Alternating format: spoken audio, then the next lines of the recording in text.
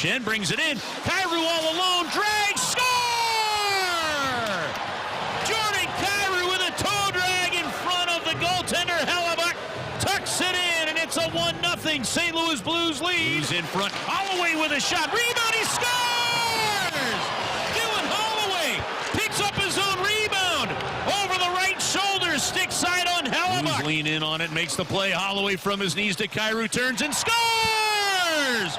Jordan Kyrou, after a great play from Holloway, spins and just fires it to the net, and it finds a hole. This one's done. Bring out the Zamboni. Blues beat the Winnipeg Jets by a score of 4-1, and they kick off a big-time road trip with an important win in Winnipeg. That's what it sounded like last night right here in your home of the Blues, 101 ESPN with Alex and T-Bone on BK. 4-1 winner on the road at Winnipeg, a place that has been a house of horrors for the Blues over the years. It's been rough for them to find a way to get wins. And Alex, we can officially say it. Yeah. The Blues got a win against a Central opponent. Yeah. A Central Division opponent. Well, we can officially say it. The Blues got a win officially against a Central Division opponent. Yeah. Easy for him to say. All right. Yeah. It's over, boys. It's over That for the wasn't rest. just a win, though. Oh, that was a spanking. That was convincing. Oh, I thought you were going to say, got us back to 500. Yeah. Yeah. 100. First time since November 7th. Woo! My God. Yeah, I know. It's been a couple of bad weeks. Been a couple of good weeks for the Blues. Yeah. Under Monty. Are we still clapping? Whoa! Yeah! Right. I think we're good. Okay, no more. Stop. This offense apparently is good now. Maybe it wasn't a talent problem. Apparently it was a coaching problem. Oh, there's the tone. Hey, man, I'm sorry. It appears that that's the case. I like looking at the expected goals because you guys know I don't look at the real goals. That's for... I like to look at what the computers expect, not what actually happens. Exactly. So sometimes you can get lucky. Sometimes you play a game. What was the game that they played? New Jersey. They ended up with 3 goals in that game. They had like 20 shots on net. Yeah. You can't expect that every single time you go out there. Over time, that's going to regress, and, it's not going to be 3 goals every time. But that hasn't been the case for them in most of these games. 3 of the 4 games, they have an expected goals of 3.5 or better, and 2 of them 5 or better. If you look at their high danger chances, this is what we talked about when they hired Jim Montgomery. What's he going to bring to this team? Well, they're going to get better defensively, and they're probably going to get a bleep ton of high danger chances. Get into that painted area, get your ass in front of the net, deflections all day, rebounds all day. Let's see what you can do right there. Just park yourself right there. Not 1, 2 of you. Go to the net. Well, they're doing that right now. If you look at the heat chart from last night, Alex showed me this earlier today. It's just a big painted area of shots for the Blues right in front of where the goalie is. 17 high danger chances last night, 14 the game before that, 20 a few games ago. Those are 3 of their 5 best games in high danger chances on the season.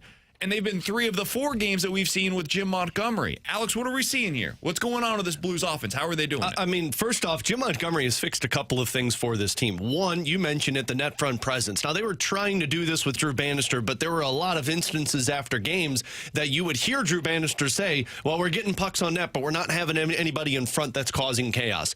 Every single game that Jim Montgomery has been the head coach, it's been pure chaos in front of the other team's net. Blues have got 3 guys typically around that front of the net. Pucks are coming in from the blue line. They're actually hitting the net.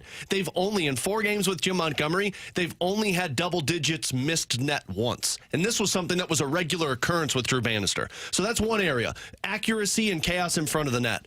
But one area that really stuck out to me last night was how dominant they were in the neutral zone. The first Jordan Kyrou goal, or I think it was the second Jordan Kyrou goal where it was 4-on-4. Scott Perunovich gets the puck in the neutral zone out of a defensive zone exit, and he draws 2 Winnipeg Jets players to him. And what does he do? He threads the needle through both of those guys and gets it onto the tape of the streaking up the ice, Thomas and Holloway for the 2-on-1. Neutral zone was a disaster for the Blues for the first month and a half of the season. They would get there, other teams would basically hold down the blue line, and the Blues wouldn't know what to do with it. So Jim Montgomery's just got these guys, in terms of the details of the game, they are locked in. The passing was crisp. The net front presence is always there. They're winning puck battles, and you're winning the neutral zone. So this is just a confident group with Jim Montgomery, which shouldn't surprise anybody for the reaction once he was brought in. But, man, this offense, it really feels like, and we've seen 3 teams now that have, in my opinion, very good defenses considered in the National Hockey League, and the Rangers and the Devils and the Winnipeg Jets. Maybe that's the most impressive thing to me. You're not doing this against San Jose, right? Like these are 4 potential playoff teams that you've gone up against. And look over at the last goalies 4 that you games. just did. You did Shesterkin, you did Jacob Markstrom, and then last night you did Connor Hellebuck. And you've put 4 up on all of those guys. That ain't bad. Yeah. That'll play. T-Bone, are you buying in? You said that this guy wasn't worth it. I'm not sure I'm buying in that they're a playoff team, but I am buying in that the offense looks fixed. I just love the fact that I don't have to scream shoot anymore because they let it.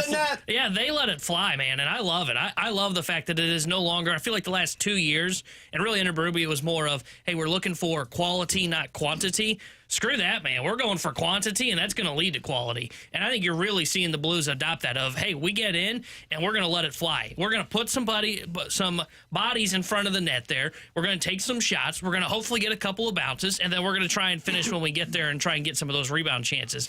And you saw them last night. They got to the front of the net. Holloway's goal, front of the net. What happened? Kyrou, he ends up spinning around, but who's in front of the net? It's Braden Shen blocking the goalie's vision. Like, I just love what we're seeing of they are just letting the puck fly, and Kyrou's doing it. No longer this kind of, okay, we're going to skate in the zone, we're going to skate around a little bit, try and make that perfect pass to lead to that perfect shot, and then what happens? Boom, we got an man rush going the other way. No, man, let it fly, and then we'll just try and go and get that juicy rebound, and I love that. And that's the part, too. Like, they're getting sustained zone time because they're hitting the net. Like, they're not missing it as much. Last year, we talked about it all the time. They'd go into the zone, off of the rush, they'd shoot, it would miss the net, it would rim around the boards, and then you were playing catch hockey up again.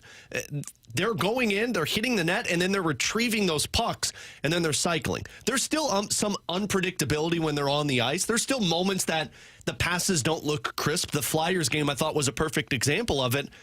But now you're just trying to build consistency. You know you've got the guys that are confident in their game, and now you build consistency, and we've seen it in 3 or 4. How about my boy Jordan Kyrou? You guys liking what you're seeing from Jordan Kyrou since old Monty's been behind the bench? He's just benefiting from Dylan Holloway dominating the ice right now. Also awesome. Hot damn. We talked about him yesterday and how he's kind of opening all of our eyes. Then he goes out there and puts another two-point game out there. And I mean, just that line in general, that's the back-to-back games that I thought that line was the best one on the ice. And it's one guy that I think a lot of people were upset with this season, have been upset with. Another guy that you really weren't sure what you were getting. It was kind of the consolation prize in the offer sheet.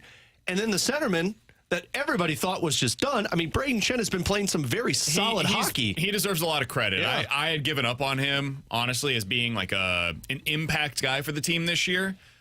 He's been really good the last few games for the most part. Especially last night, I thought he was excellent. Yeah, they're playing a more pack mentality game. And I know people hate hearing that because you need the superstars. They're hoping that at some point they find that or they can trade for it and bring that piece in. But, man, when you're winning games like this where you are just completely swallowing up the opposition to where they don't know how to handle it, Winnipeg so much last night had to juggle up their line combinations because, 1, they couldn't figure out the defense, and 2, they didn't know how to handle this offense because you circle on the whiteboard the Thomas line because you say that's the line we got to stop because there's a number 1 center. And then, boom, it's Holloway and Kyrou. And then the next period, you take care of them. Well, then Matthew Joseph and Zach Bolduc get 3 high-danger scoring chances. It's just a revolving door with this team, which is a good thing. And you mentioned they had to change their line combination. Some of that was because of what the Blues defense was doing against them. Colton Parayko, Broberg, we saw it last night. I know some told you it wasn't going to happen. We told you that it was. It did. It happened right here on last night on 101 ESPN.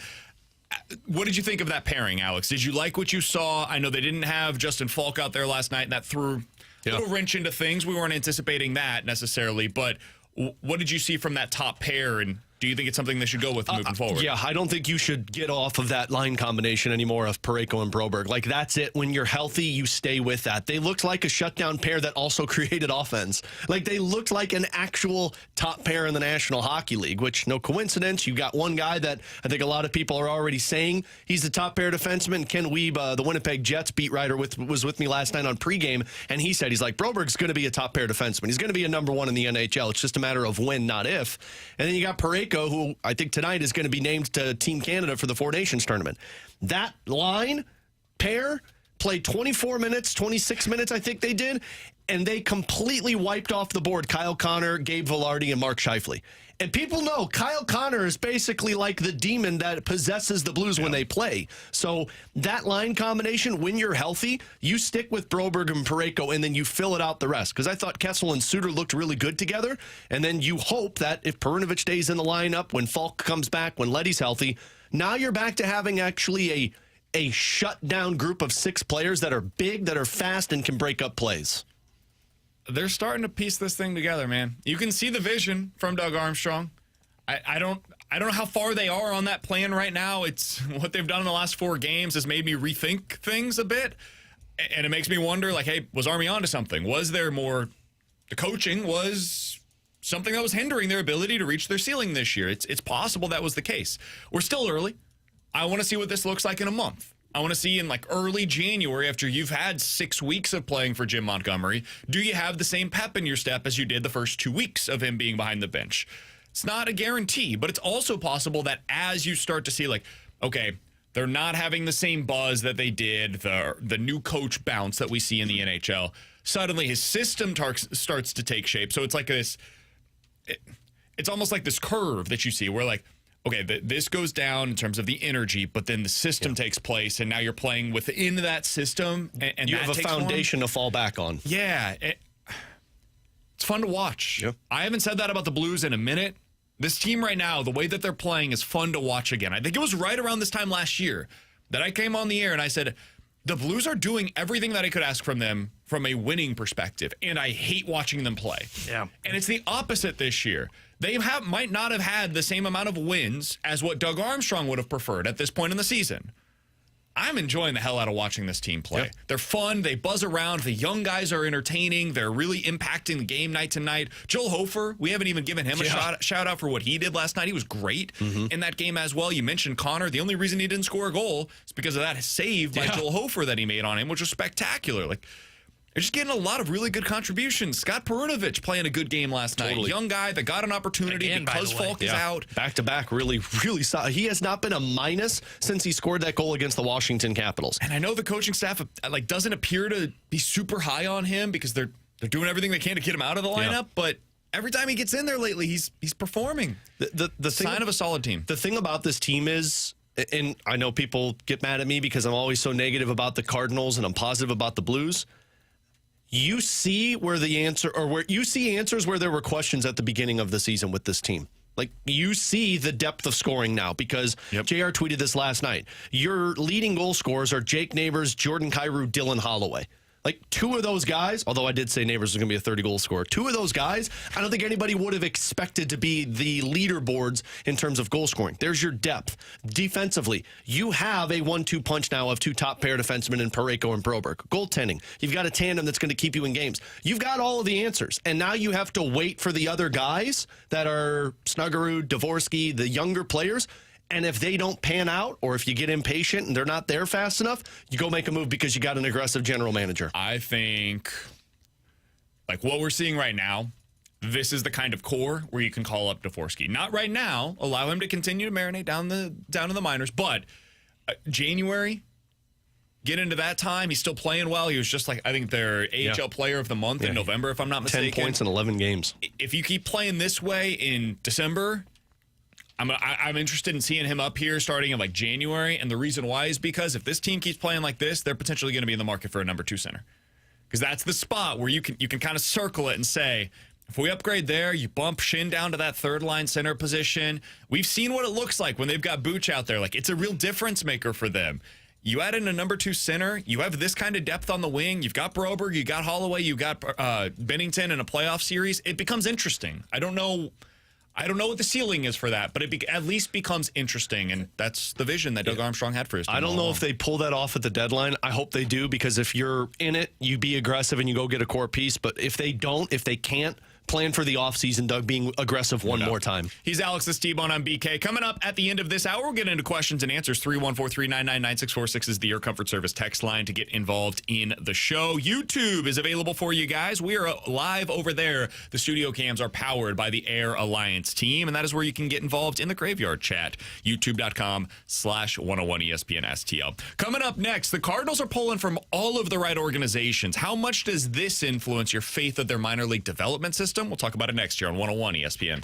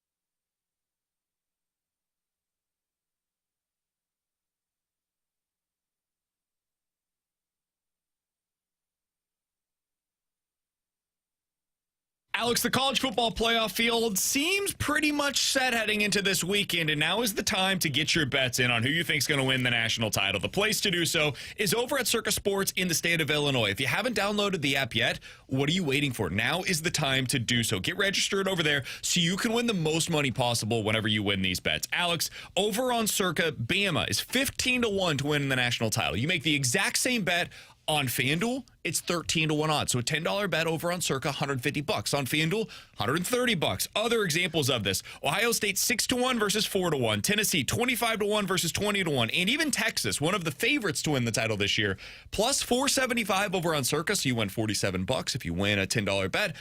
Only 4-1 over on FanDuel. We bet on Circa because you win more money. That's the whole point of all of this, right? You're betting on stuff you feel confident in, but you want to bring in the most money possible, and that's where Circa has your back. And I don't know, if you want to get crazy and look at the future odds of the Blues winning the Stanley Cup, put $100 on it. Why not? Because you're bringing in the most money possible thanks to Circa Sports Illinois. If you or someone you know may have a problem with gambling, call 1-800-GAMBLER or text ILGAMB to 833-234.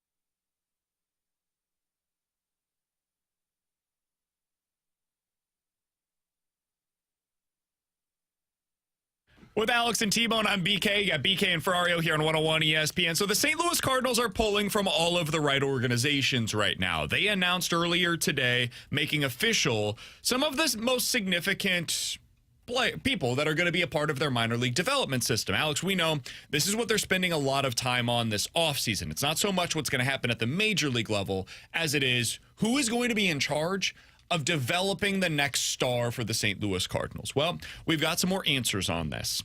Earlier today, Katie Wu was the first that I saw that reported who these people are going to be. St. Louis has hired Larry Day as its new farm director. Carl Cocken is the team's director of performance, and that is a new position within the organization. They did not have that previously. It's a good thing they have that now. And Matt Pierpoint is going to be hired as the director of pitching. So you now have 3 significant individuals that are going to be a part of this. The thing that I find most interesting about them, Alex, because we don't know much about these people. Like, I have no idea if they're going to be good at their positions or not. How could you possibly know that? The guy that's going to be in charge of your strength and conditioning program now, essentially, in the minor league system, previously did so for the Dodgers. No, they're pretty good. Yeah. Sounds good. I'm in, right? Like, I trust that. The guy that's going to be in charge of your pitching development now was in charge of the Mariners pitching development previously. Can he get us Logan Gilbert? Hopefully he develops the next Logan Gilbert. The guy that is now going to be in charge of your farm system was previously helping to oversee the Guardians farm system. Cool. Like, those are the places that I want to rate. I want to get ideas inside of the Cardinals organization from the Guardians, from the Dodgers, from the Mariners when it comes to their pitching, at least, not their hitting. But thankfully they hired their pitching coordinator and their hitting coach, so we'll see how that works out. I liked Brant Brown when we talked to him, so we'll see. I was going to say, hold on. Yeah, he liked the guy because he was a good interview, and he's like, this guy's going to be great. I'm sure it'll go well. Alex, when I think about the organizations that you want to pull ideas from, these are those organizations. I have no idea if it's going to work out here for any of these people because we don't know much about them. Very few people do, if they're being honest. But all you can do is look at the resume, look where they've worked, look at the ideas they're pulling from, and hope that they bring some of that to the Cardinals. I think it's a good start for them. Yeah, this is like, if you would have asked me when they had those 17 press conferences in one day to tell me about how they're going to develop their minor league system, this is the start of what I wanted to see. I wanted them to pick guys from organizations that have had success doing what they're talking about. And that's all 3 of these organizations. You want pitching? I'm going to look towards the Seattle Mariners. You want just guys that you've never heard of that come out of nowhere and go off? I'm going to go to the Cleveland Guardians. You want the Dodgers that continue to draft late in rounds and find stars? I'm going to go to that team. Like, this is how you start this. And what I really like about this is now you've got the pieces. Now you've put the guys in place that have had success elsewhere that you can't question, well, is this really the guy? Now you've put them in the spot because look at their background. Look at their history. Now you look at the players that you got in your organization and say, are you the right guys for us? And that's what I think is good for this Cardinals. It's what the Blues just did with Jim Montgomery, right? They brought in the coach and they said, we know the coach is good. Look at his history. Now we're going to find out if the players are good. And that's what I think the Cardinals just did with their minor league system. Somebody on the text line, kind of to that point, Alex, from the 573 said, guys, I understand development, but when are they going to address their evaluation process? You can't polish up a turd. That's what we're going to find out. Jeez. Like, Nice. if you now have the development path in place that can maximize whatever the potential is from these individual players, like J.J. Weatherholt is going to be a prime example of what this development process is. What are they able to get out of them? I now believe, maybe foolhardily, but I now believe they have the right people in place to develop J.J. Weatherholt inside of this organization. Now we'll find out if they were right in the evaluation process, right? Like, that's going to be the case moving forward. Do they have the right evaluations in place inside of this organization? I don't know. Genuinely, I have no idea because I don't think they previously had the correct people in charge of the development system. I don't think they had enough people involved with the development process. And so it's hard to judge, hey, how are they doing with their drafting when you can't really maximize the talent for any of these individual players, or when you're making decisions like with Jordan Walker, where you wait until the very last possible moment to get him a single rep in the outfield prior to him the next season becoming a starting outfielder at the major league level. That was totally unfair to Jordan Walker. You knew even if Arenado had opted out of his contract, Walker was not going to be your third baseman because that was going to be Brendan Donovan or Nolan Gorman. So it was never going to happen. That's bad process. They had bad process with Walker. That's part of the development system. Hopefully now that is fixed, and now you end up with the right people in place. I like this text from the 314 T-Bone. Sounds like 3 guys who have never stepped up to take an actual at-bat or even toed the rubber on a mound for a Major League Baseball team. That's true. Yeah, sounds like that texter too. Didn't we just have the opposite of that on the hitting side? Somebody who did? Oh, I thought they were ripping on us. I thought they were talking about they're us. ripping on the guys that the Cardinals brought in. One of these guys actually legitimately played baseball. Yeah. So like Kiley Marmol. Yeah, I don't know. At least I read it. They were ripping on the guys that the Cardinals just brought in. Okay, now I see what he's saying. I mean, like some of the people that Cardinals fans adore never played played in the major league. So that kind of stuff I just kind of like push to the side. Hire the best candidates possible for the jobs, regardless of their life experiences. Whatever allowed them to become great at their current jobs, go ahead and do that. Like if that means, hey, this guy was like the greatest baseball player ever. If Barry Bonds was the best hitting coach in Major League Baseball, right? If he was available, the Cardinals should hire him. If another guy was available that was considered to be the best candidate for the job who had literally never in his life played a game of baseball, hire him. Whoever the best guys are, go get them. Don't allow like one piece of their resume to be the thing that hinders you from going out and making that kind of a hire. So that's always been my approach on these kinds of things. And I do think you need some of a blend. Like, I don't think you can just have all guys that are no experience playing baseball, just kind of look at numbers and kind of read it and then translate it to players. I do think there is some aspect of, hey, you do need some former guys in your system that have playing experience. Totally. Cardinals have that, right? You've got Isringhausen that's down there as a minor league instructor. You've got Ryan Ludwig that's been down there as a minor league instructor. You need that balance of both, right? And that's where I think you're starting to see the Cardinals get there. My point is not like get away from those people. It is don't make that the determining factor on if you're going to hire anybody for or against. 100%. That wouldn't be the determining factor for me. All right. Jim Bowden did it again, boys. What did he do? Did he trade for somebody big? Yeah, he got me excited. Juan Soto to the Cardinals. So he wrote a piece today with the 7 big trades I'd like to see happen at MLB's winter meeting. So to give you a little idea on what is involved in this. The Red Sox land Garrett Crochet from the White Sox is one of these. The Reds get Luis Robert from the Chicago White Sox. The Orioles get promising young starter Bryce Miller in a trade that they make with the Seattle Mariners. And the Astros end up acquiring Cody Bellinger in this scenario from the Chicago Cubs. Also has Devin Williams going to the Dodgers because, of course. Why not? The second trade that he has is the Phillies trading for Ryan Helsley from the Cardinals. But it goes beyond that. In his write-up, he goes into, hey, the Phillies have some interest in Nolan Arenado, which we've talked about previously. And if the Phillies were willing to take on a portion of Arenado's contract and the Cardinals were willing to pay some of it down, maybe you could get a scenario where the Phillies send Alec Boehm to the St. Louis Cardinals along with an outfield prospect, and the Cardinals trade Ryan Helsley and Nolan Arenado to Philadelphia. I think this is best case scenario for the Cardinals this offseason. Like, that's where I've arrived right now. I don't know what's going to happen here. I don't know if Helsley's going to be traded or not. I'm a little skeptical on that at this point.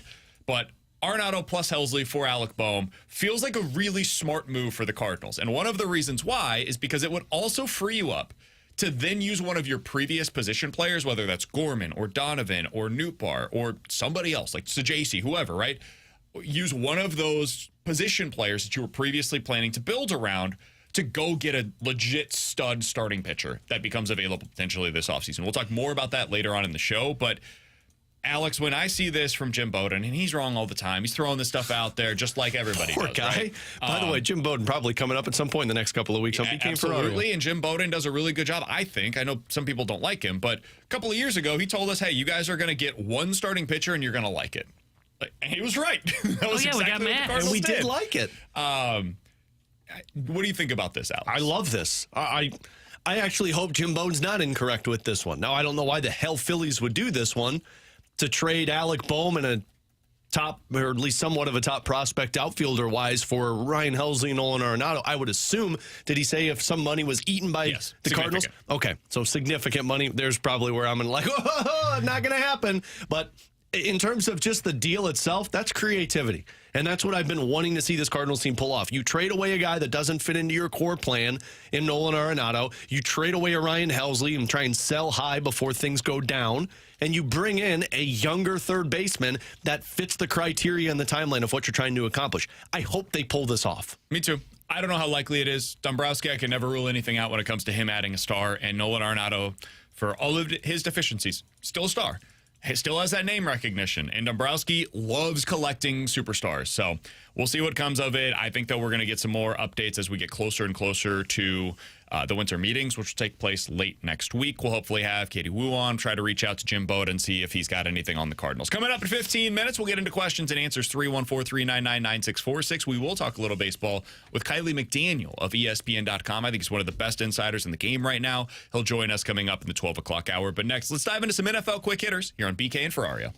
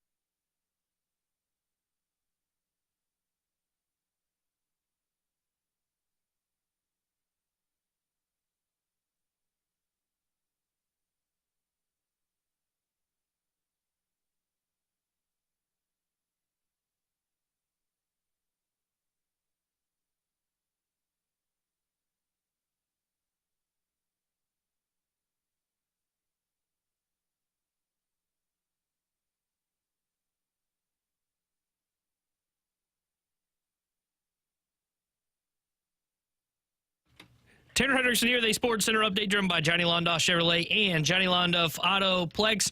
Blues win on the road last night at Winnipeg 4-1. They'll be back in action tomorrow night as they visit the Calgary Flames. We'll have pregame coverage starting at 7 o'clock with Alex Ferrario and Joey Vitale. Then Joey will join Chris Kerber for puck drop at 8. The Sports update is driven by Johnny Londoff Chevrolet and Johnny Londoff Autoplex. See them at londoff.com. Chevy, together we drive.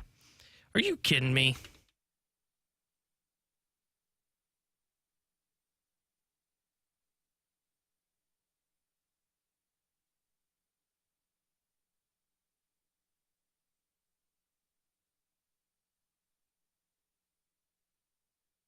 Alongside Alex and T-Bone on BK, let's dive into some NFL quick hitters. Let's start with the obvious. Aaron Rodgers has a documentary coming out, boys. Was it called Darkness? It's called Enigma. Oh, kind of the same thing. It comes out on December 17th, so we're 2 weeks away. They published their first preview of this yesterday. You gonna Netflix watch? did. Oh, man. Are you going to have a watch party? Follow the NFL quarterback's rebound from his Achilles injury and get an inside look at the defining and controversial moments of his life and career. Rebound is a strong word. Enigma, really a person or thing that is mysterious, puzzling, or difficult to understand. I don't feel like Aaron Rodgers is difficult to understand. I think his titles, I think the title's perfect. I don't think he's difficult. No, he's mysterious. I once thought he was difficult to understand. I don't think when he's he was difficult. with the Packers, I was like, man, I don't understand. Like, what's going on here? Now I don't feel that way anymore. No. I feel like it's pretty obvious. open and You got to be that when you're younger, though, because that's how he was able to get the good dates. They always say more people will hate listen or hate watch than will watch that love you, right? I'm watching. I am. I'm going to be totally honest with you guys. I'm 100% going to watch this TV show. I hate myself for it. I'm not going to enjoy any of it. There's a 0% chance that I walk away feeling like, oh man, Aaron Rodgers, that's my guy. No chance. I'm going to watch this. I will all 3 episodes in full, complete this series. I'm on the polar opposite side of that. I have no interest in this because I don't need to hate watch somebody's life. Did you see the trailer last night? Because No. my original thought was, okay, I'm not going to watch the Aaron Rodgers Enigma. And then I watched the trailer. I just want to watch because I got to see all the spiritual stuff he's doing, man. He's like laying in a creek. He's dancing around with like berries, swinging them around. Like I got to watch just to see this stuff. And what he's doing, his darkness retreat. Did you ever see the what was the movie called with Ryan Reynolds and Sandra Bullock? The chick the flick. proposal. Yeah, the proposal where Betty White was in the woods and she was like waving branches around and like That's kind of what it looked like. That sounds like Aaron Rodgers. But like I don't have any interest. Like, hey man, you do your life, you're happy with it, all power to you. I don't need to like hate watch your life. Like just keep doing what you're doing. I'm not even hate watching. I just want to know what he's doing. Yeah, BK's hate watching. I am. Yeah, good for you though. I don't know why. Like I noticed myself watching it yesterday, being like, I'm gonna consume every second of this. I can't explain. And it. BK is totally gonna walk away and be like, you know what? I can see where Aaron Rodgers is coming from. He's going to take a week off for a darkness retreat. It's called going to Mexico on a weird-ass airplane. Dude, that we are 2 weeks away from that. Are you nervous that you're never going to come back? Oh, yeah.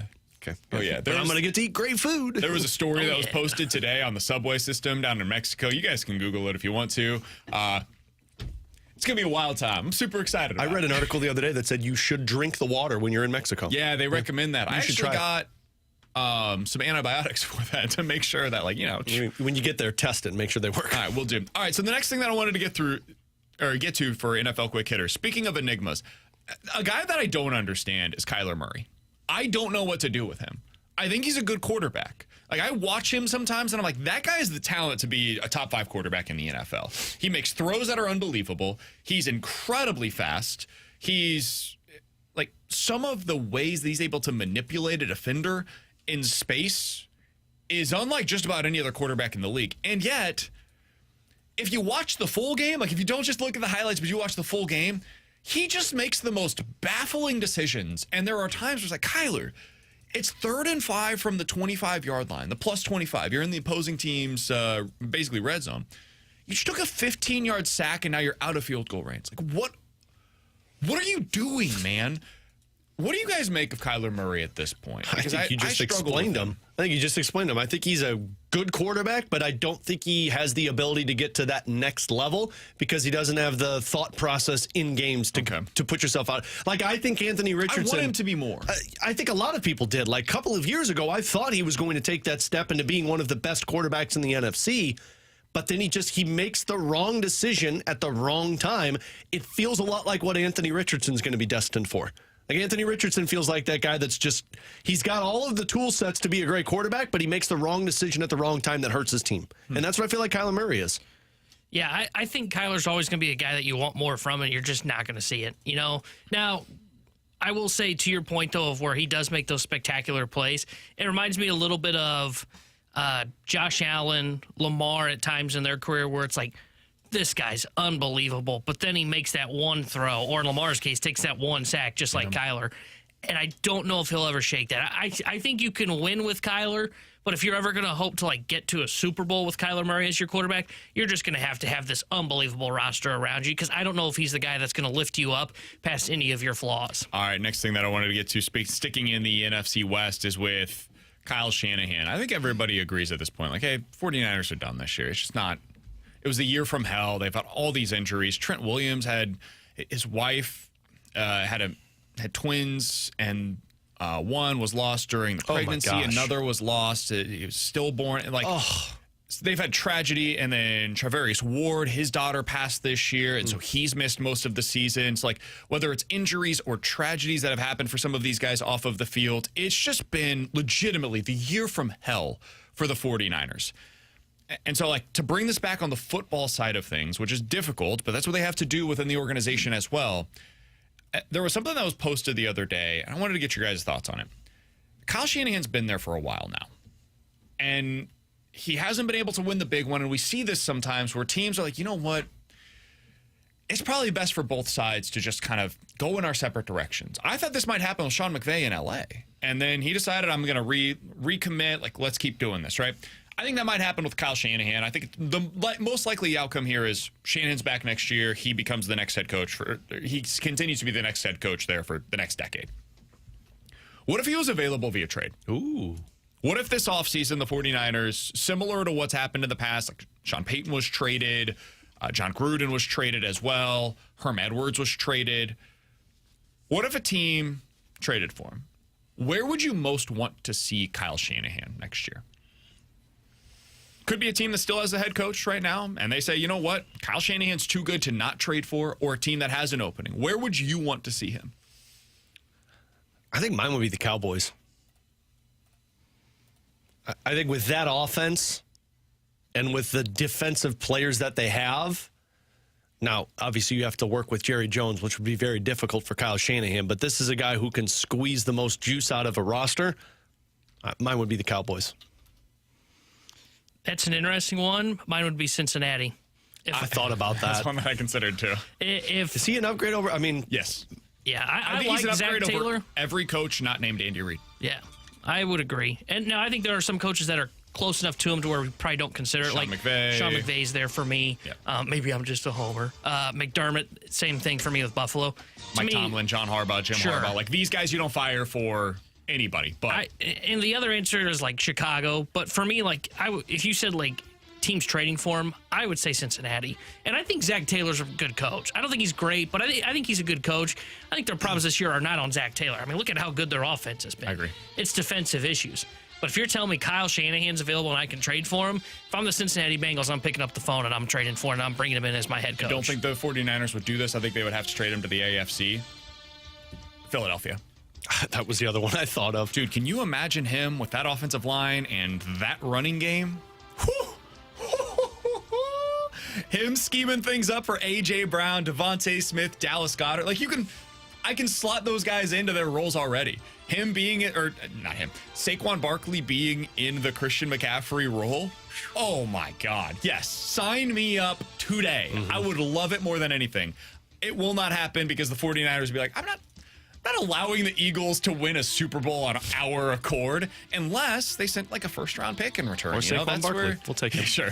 That's where things could get interesting. I don't think any of this is going to happen, but I saw it posted the other day, and I was like, man, I do wonder if whether it's this year or next, we start to see the end of the Kyle Shanahan era in San Francisco. These things typically do not end well for these organizations. Eventually, it gets ugly. Look at what Bill Belichick had happen in New England. I never thought that would happen. It does. It happens all the time.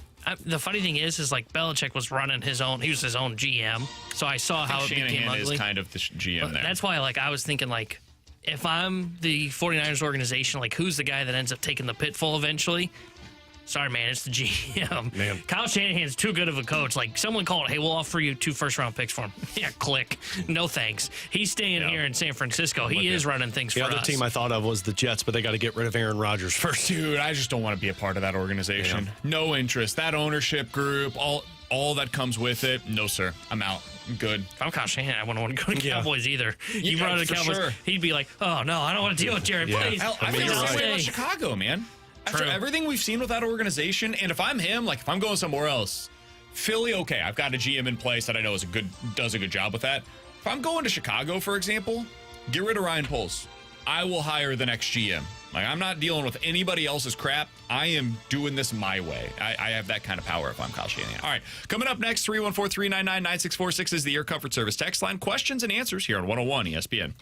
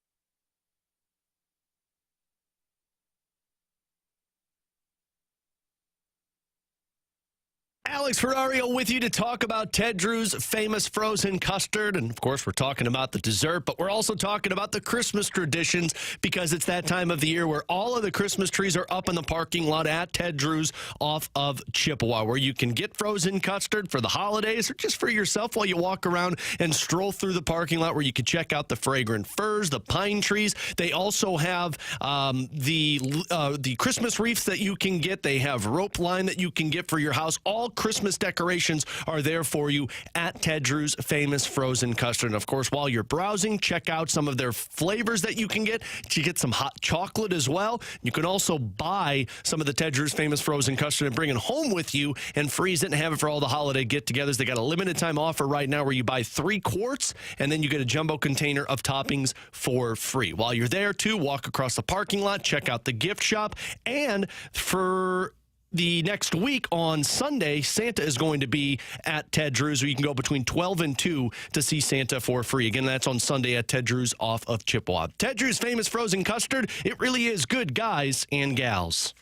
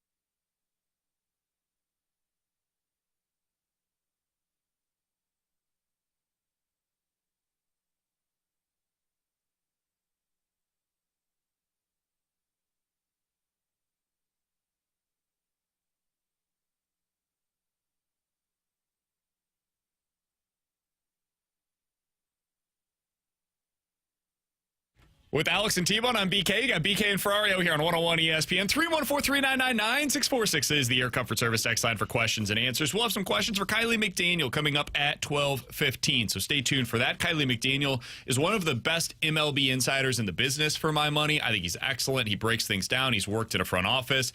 He will have some insight for us on how the Cardinals should approach both Nolan Arenado and Ryan Helsley this offseason. But let's get into these questions, Alex, from the 314. There's a lot of rumors circulating. Do you believe that Mizzou would benefit from Connor Weigman, Texas A&M's former quarterback, or Miller Moss, USC's former quarterback, transferring? Or should they go with one of their big-time young recruits?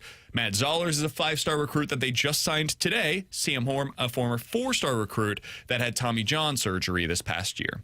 I wouldn't go with their younger guys. I would be going with a transfer portal type of quarterback. And honestly, I'm not as in-depth of the college football side of things, so I don't really know the difference between these two guys, but just looking at their numbers, kind of feel like a Connor Weigman would make a lot of sense for this team. So Weigman is a former 5-star recruit.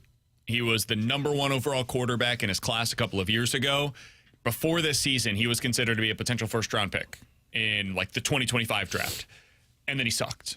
He was absolutely dreadful this year outside of the Mizzou game. They kicked the crap out of Mizzou. Yeah, that was the only game that he played well in this year. Otherwise, the pressure got to him and he like sped up his process. It was a really bad year for Connor Weigman at Texas A&M. That's why they replaced him.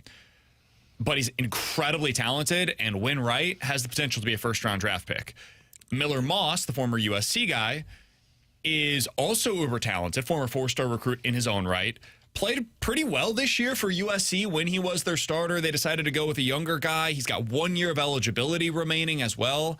I think Miller Moss would probably be my preference because there's a little more certainty there, whereas Connor Weigman, it's more you're betting on upside. I want the certainty locked in for next year. So I think I would prefer Miller Moss, but either way, that's the kind of recruit that I think Mizzou should be looking for here out of the portal. Go get somebody that's shown it at the collegiate level. Don't get a former backup that had all the pedigree coming out of high school that is well, maybe. You've got those guys. That is Sam Horn. That is Matt Zollers. You've got the talented upside plays in your system right now. You got to go get something that's proven, and I think that's what Missouri is going to do. That's what I would do. When I look at Mizzou, it's twofold for me. One, you're still in a winning window, right? You're in the SEC. It's not like Drink hasn't been recruiting well outside of the last year. Drink's still recruiting very well for the Missouri Tigers. And the second part of that for me is, hey, man, look, they've got an NIL. They've got the NIL money to go out and do this kind of move, right? I mean, it's not like Missouri's like Illinois where most of their NIL money goes towards the basketball team. So they've got the money. They should go out and look for some certainty. And you know what? If you bring that guy in and he ends up not being good, well, then you can go ahead and play one of those upside plays and see what happens. But if you're going to win the SEC, you want to be in the playoff conversation, you got to go out and get a guy. There's nobody in this year's field that you look at and go, well, look, they just kind of went with the guy in the system. Everybody that's in the playoff, man, most of those guys, they either had and have played and have experience, like Jalen Milroe, for example, or you're looking at like a Cam Ward who transferred into Miami. Yeah, proven commodity.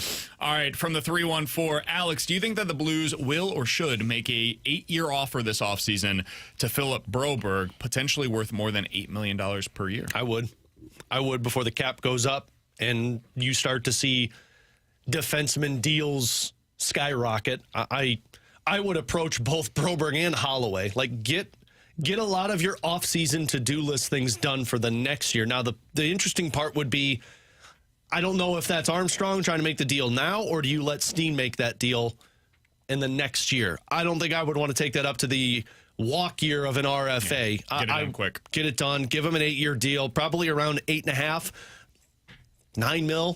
Probably somewhere around that, but that's going to be the going rate once this contract goes up. And honestly, I'm approaching Holloway as well to find out, hey, you interested in a 4 or 5 year deal? Because both of those guys are core pieces for your team. Get it done so you know what your cap situation looks like. Bingo. Lock it in.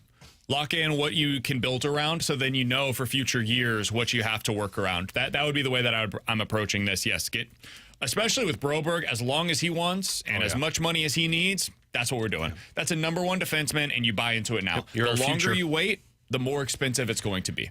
So I would just go ahead and get it done as soon as humanly possible. We will continue talking about Dylan Holloway on the other side. I want to ask Alex a question that I was thinking about last night. If you could lock in this for Dylan Holloway's career, would you, or are you pressing your luck? We'll talk about it next year on 101 ESPN.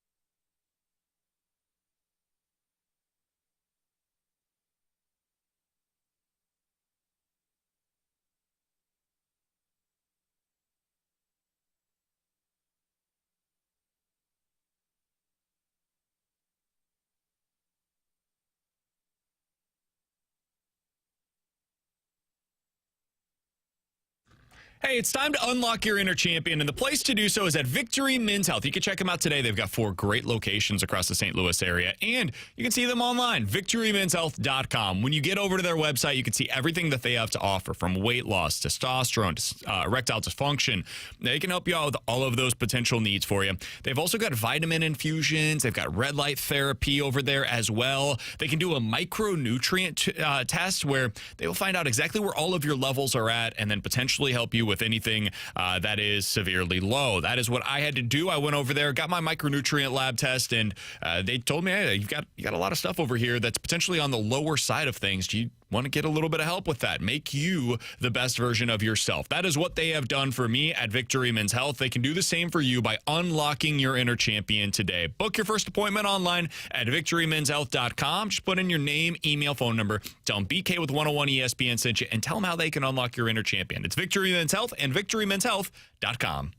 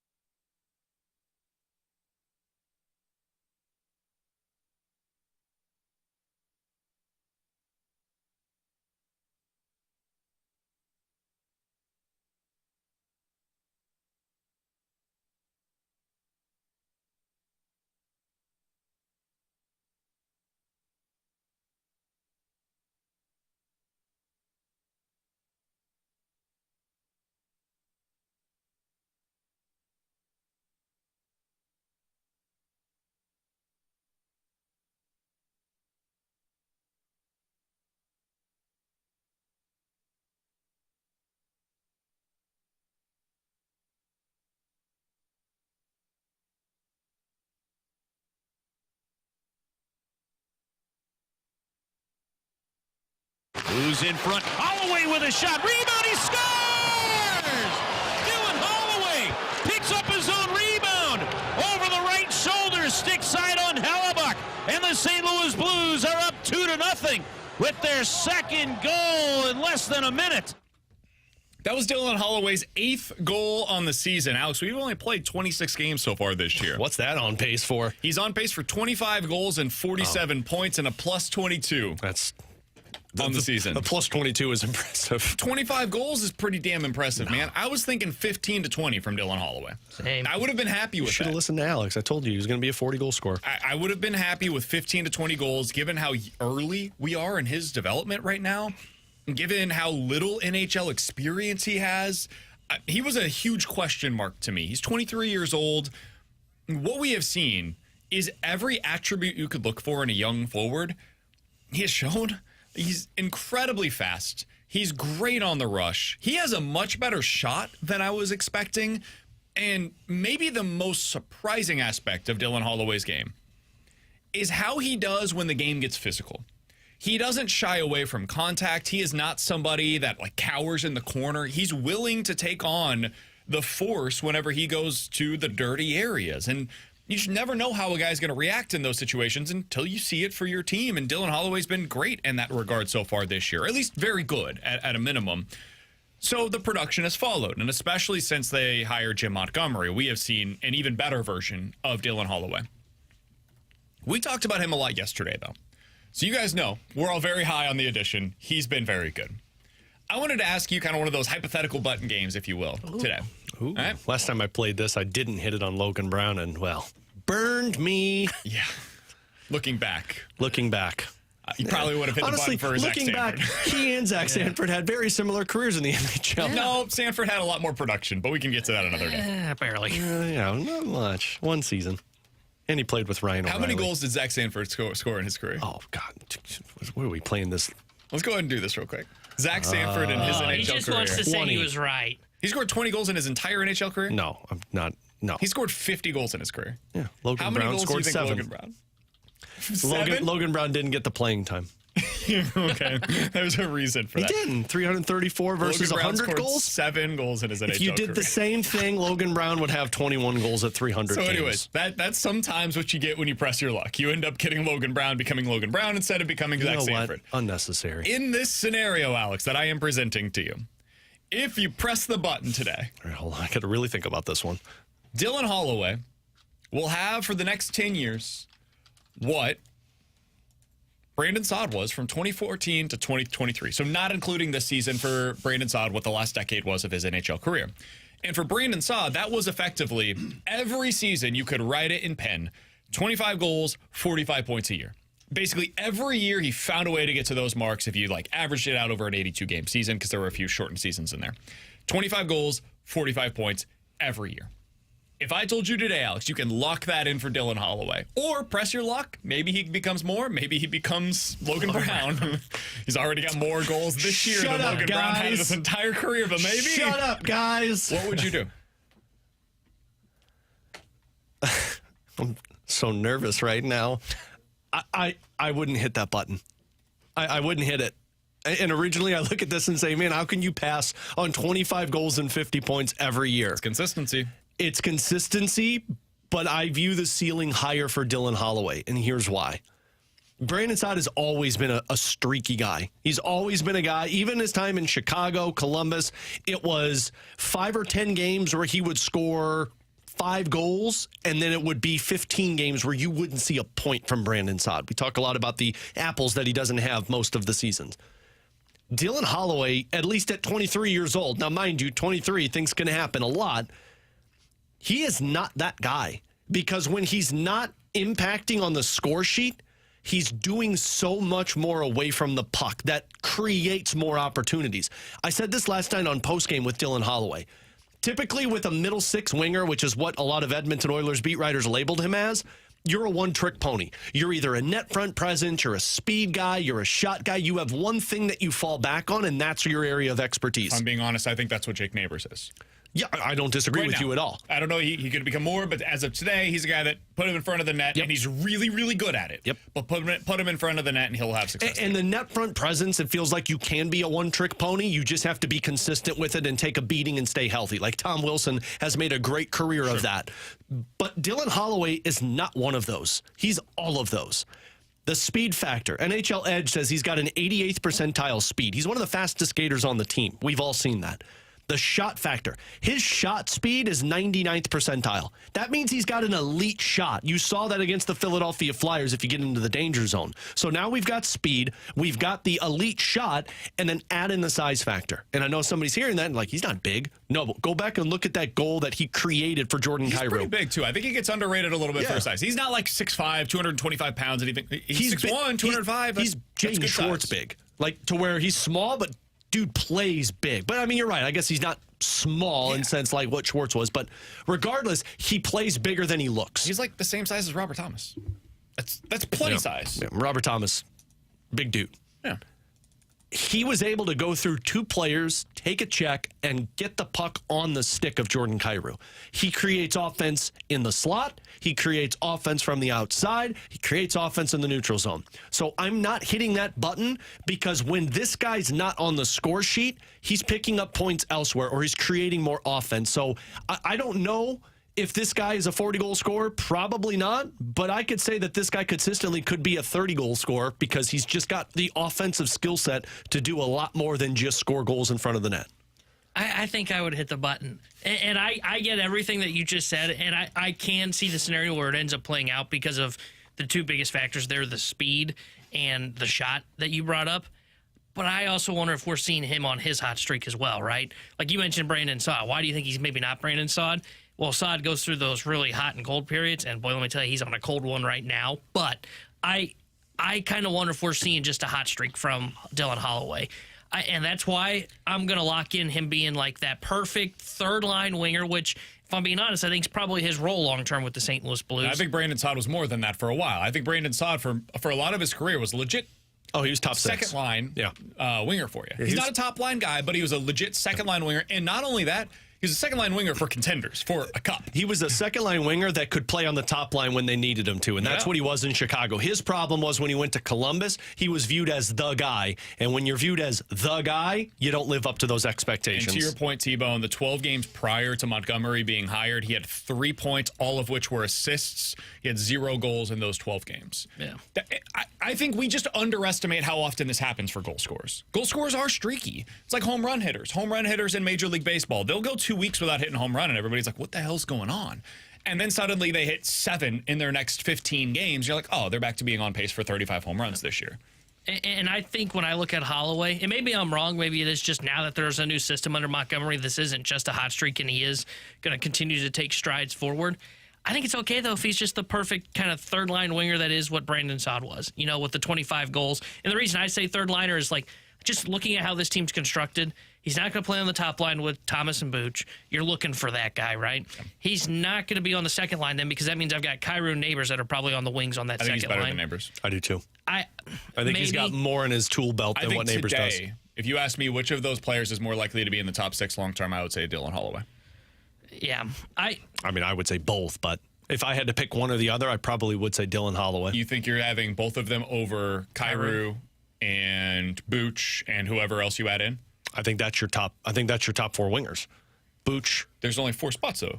Booch, Kyrou, Neighbors, and Holloway. No. Booch, Kyrou, whoever that new addition is. Yeah, the goal scorer. And then one of the other guys that you're talking about there. I think one of those 4 aren't here once that goal scorer is there. Fair enough. Oh, Holloway? It could be. He'd be a hell of a trade chip if that was the case. I think you got other guys who could be hell of trade chips too. Sure, but like in this scenario, no, it is worth at least noting that that's in the range of outcomes. Yeah, it's possible another team comes in and says, "Hey, Dylan Holloway is going to be our $6 million forward. We're going to put him into our top 6. He's 23 years old." And the Blues are able to acquire something of real significance. You don't trade a player like this now. Hey, Edmonton, you should have learned this lesson previously. But now you do not trade this player unless you can seriously upgrade from Dylan Holloway, which is not an easy thing to do because he's cost-controlled, he's young, he's fast, he's got a great shot, he goes to the physical areas. Like, he is what you want in your top 6 long-term. But if Freddie Frechuk became available, that would never that's happen. The kind of player that I would imagine they would probably want in return. What you have is I'm not trying to trade him. He already is, which, by the way, I just brought up in the commercial break. Ivan Barbashev on pace for 40 goals this season. Somebody else BK was trying to trade away. What you have is you have internal competition for your top 9 wingers. Now, I don't think Buchnevich is in this conversation. I think he's probably untouchable, as untouchable can be. I'm not going to put Kyrie in that untouchable situation, even though he's playing like he should be untouchable. But you've got a Kyrie, you've got a Neighbors, you've got a Bolduc, you'll have a Snuggerud, and you have a Dylan Holloway. Like, all of these guys are going to be competing for those top 6 spots. And that doesn't say you have to trade them away, because it's good to have. That's the pack mentality that the Blues like to build. It's good to have somebody playing 15 minutes a night who could be a 30-goal scorer to, when injuries happen, he moves up and he gets more opportunities. But you will eventually have to trade somebody away. You will. If you know, objectively, you have to trade somebody, because we are naming too many players for 6 spots on the wings. But you don't have to have it at 6 spots. You can have 2 more. Just healthy scratches? Oh, wait, no. 6. No. Yeah, 6 spots. Never mind. Yeah, bad math by me. Yeah. Eventually, the Blues will have to trade from this group. They will. And that's good. Like, this is the problem that the Cardinals always ran into. They have 5 spots in their rotation, and they would have 5 options. That's it. Yeah. And then once any of those options went south, game over.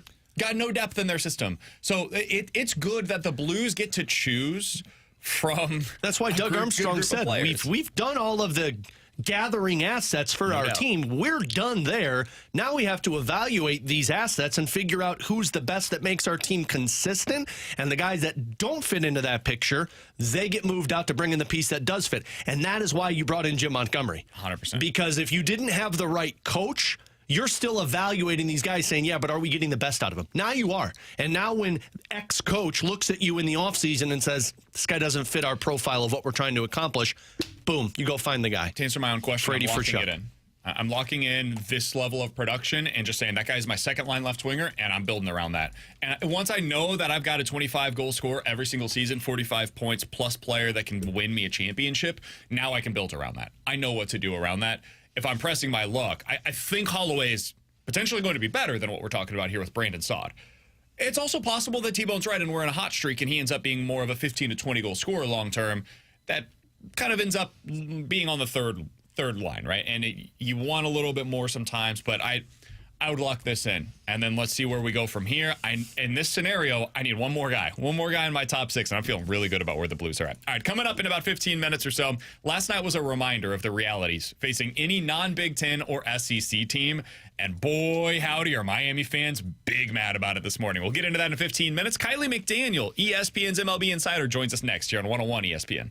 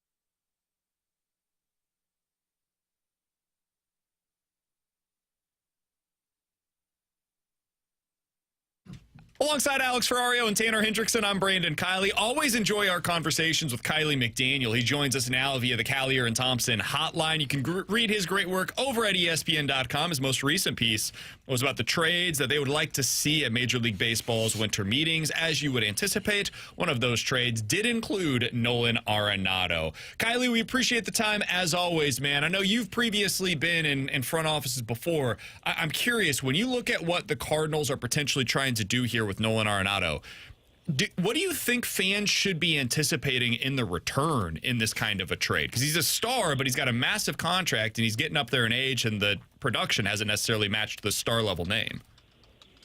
Yeah, thanks for having me on. There's a sort of a rubric or a rule of thumb that I think a lot of people on the internet kind of made fun of.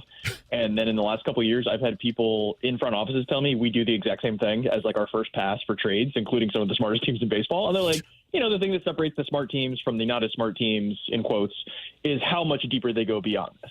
But the basic idea would be, so Nolan Arenado's last 2 years, his WAR is 2.7 and 3.1. And because he's going to be 34 by opening day, you expect him to be in the area of his career where he's going to be aging a good bit. So if you'd say that's, whatever it is, so 2.9 has been the average the last 2 years, you would expect a half a WAR decrease. So call it 2.4, 2.5 to be round. He has 3 years on a deal left. So if you do that over the next 3 years, he would average 2.0 WAR over the next 3 years. That's sort of like broad thinking, and usually would get you pretty close to what most sophisticated projection engines would have. And if you think he's going to be worth 2.0 WAR on average over the next 3 years, you would pay him at most, but like the sort of sticker price would be $20 million a year. His contract has him at 24 and change, so he's essentially slightly overpaid. And then also because he's already showing signs of decline, you would argue that you wouldn't actually pay him 20, you might pay him on a 3-year deal, 17 or 18 million.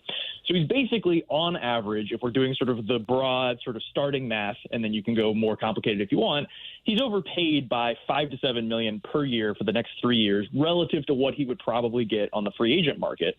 So what that means is if you trade him, you've got to kick in $15 million to kind of get nothing. That's sort of like the math that goes into a trade. And then if you want a real prospect, then you got to kick in another 5 to 10 million on top of that. And so then my question to you guys would be, if that's sort of the options you have an idea of where the payroll is going to be, what the team needs, do you think that makes any sense? Would you rather just play it out and keep him? Is he blocking a young player you want to see come in? Does it free up money to go get a free agent you want? Are there younger players you want to trade for? Like, how would you approach that situation? Because that's pretty close to, I think, what St. Louis is being told. Yeah, if we take them at their word, the goal is to get all of the young guys the opportunities, right? So, and that becomes very difficult with Nolan Arenado getting 500 to 600 plate appearances next year. So you've got Donovan and Gorman and Sajasi and Burleson, and now you've got the situation where it sounds like Contreras is going to be playing first base and DH. You've got hopefully Ivan Herrera getting some opportunities at catcher / DH. So like it just gets really clogged in that second, third, left field DH spots, first base as well, if you want to throw that in there.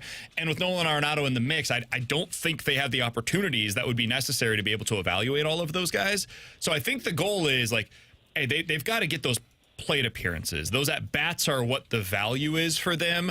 And I don't know the answer on, like, how will they view the money aspect of that? That's, I think at the beginning of the offseason, the goal was to get rid of all of his money from the books and just get whatever you can in return, even if that's basically nothing.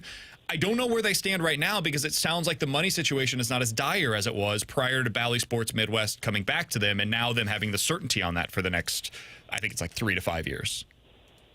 Well, yeah, that was also the question I had looking at the pitching end of things, to just shift the focus a little bit, is if you look at the projected rotation, you're like, oh, okay, there's probably room to like throw in one more veteran and sort of have 6 or 7 good options rather than 5 or 6.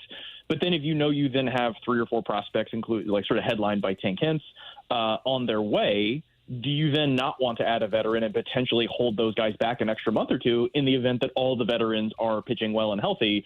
You then can't demote one of those guys to call up a prospect.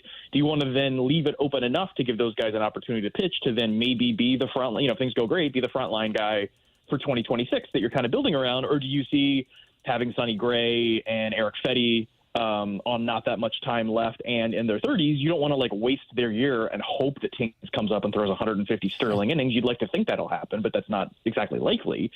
like, how do you see the competitive window of the team? Like, what would be like your overarching approach to what this team should be? Because I think most of the process-oriented executives would look at this and say, oh, it's like a transitional year, but you're good enough that you're not tanking, but you're not pushing all your chips in to go all in. We'll just sort of straddle it and shoot to be a low 80s win team. And if we get lucky, then we'll like shoot to make the playoffs and kind of try to do both things at the same time, which obviously doesn't work out. It's just sort of a cop-out way to approach it. So, Kylie, what? Cardinals. Yeah, I was going to say, so Cardinals is what you just explained. So, Kylie, what if I throw in an option C here with Nolan Arenado, and what if Ryan Helsley becomes a part of the package? Because this is something that I've seen floated around about putting those two together to potentially bring back a better piece in return. So typically when you put two guys together like that, you end up getting more if you deal with them separately. So if you're going to say Arenado, you could pitch in $5 million a year over the next 3 years, so $15 million total. You could get an okay prospect, some guy in AA that'll go on the 40-man, a nice depth piece to have for pitching. I think that's sort of like the most reasonable approach. Maybe it's $10 million, maybe it's 15, 8, 17, whatever it is, something like that. And then you look at Helsley, you have him and Devin Williams both going into their walk year, both making about the same amount of money, both similarly good pitchers. And if you deal them before the season, I know a lot of people will say wait until the deadline, the prices will get higher. But if you deal them before the season, you get both a full year of them and the other team gets a draft pick for letting them walk. So the value is actually higher. Now, maybe the market effects will push people to pay more. I would say in that situation, separate those two guys and maybe use Arenado to get a minimal return and move as much money as you can. Use Helsley to get all the young players you can. And then hopefully at the end of that, you then have some clarity about who the young players are that you're prioritizing, what positions they're in, and then have an idea of what kind of veterans make sense to plug in to eat up some innings or have some at-bats or provide some cover if some of the young guys don't work or, whatever it might be. I think that makes some sense to say Arenado and Helsley on their current deals will not be a part of like a playoff Cardinals team unless you really do like push your chips in the short term. I think that makes some sense to make those two moves and then sort of reevaluate where you are. I think a lot of guys are about to sign in the next 2 weeks or so. And so if you want to sit that out, let all of the market value guys sign and then sort of see where things stand, what the trade market is. You can consider somebody like Garrett Crochet because you'd be pushing your chips in for the next 3 to 5 years, not necessarily just the next year or two. Like there's been a lot of moves that I think make some sense once everybody else spends all their money and there's a little less exuberance in the free agent market. Kiley McDaniel is our guest here on 101 ESPN. You can read his work over at ESPN.com. Kiley, sticking on this for just one more question from me on the Nolan Arenado front and honestly Ryan Helsley as well. There's been some buzz. I never know how seriously to take any of this stuff this time of the year. Like it's internet gossip more than anything else. But hey, the Phillies would really like to upgrade at third base, and they're doing so from Alec Bohm, and they've been connected to Nolan Arenado. They also really need relief pitching help. And the Cardinals certainly have Nolan Arenado and Ryan Helsley, which would make sense for the Phillies, at least theoretically speaking. Alec Bohm is a really interesting player to me, Kiley, and I just mentioned to you, hey, the Cardinals have all of these like young position players that are at second, third, left field DH options, and Bohm would fit into that criteria, which kind of makes it even more crowded. But he's more proven already than any of the Cardinals' young players are. I'm curious, how does the industry value Alec Bohm, in your opinion? And if he became available, like, is that something that you think a team like the Cardinals should explore where they're like, hey, if we're going to trade Arenado and Helsley and we don't love the return that's coming back with prospects, like, do we just go get this guy that's already proven, that's young and cost-controlled with a guy like Alec Bohm? So something I talk about a lot when we have these bigger picture discussions about, like, what is the team trying to do? How should they sort of make use of the money and the young players and all this sort of ammunition they have to make decisions is what is your point of view, which I think sometimes can sound like a waste of time or I'm not answering a question.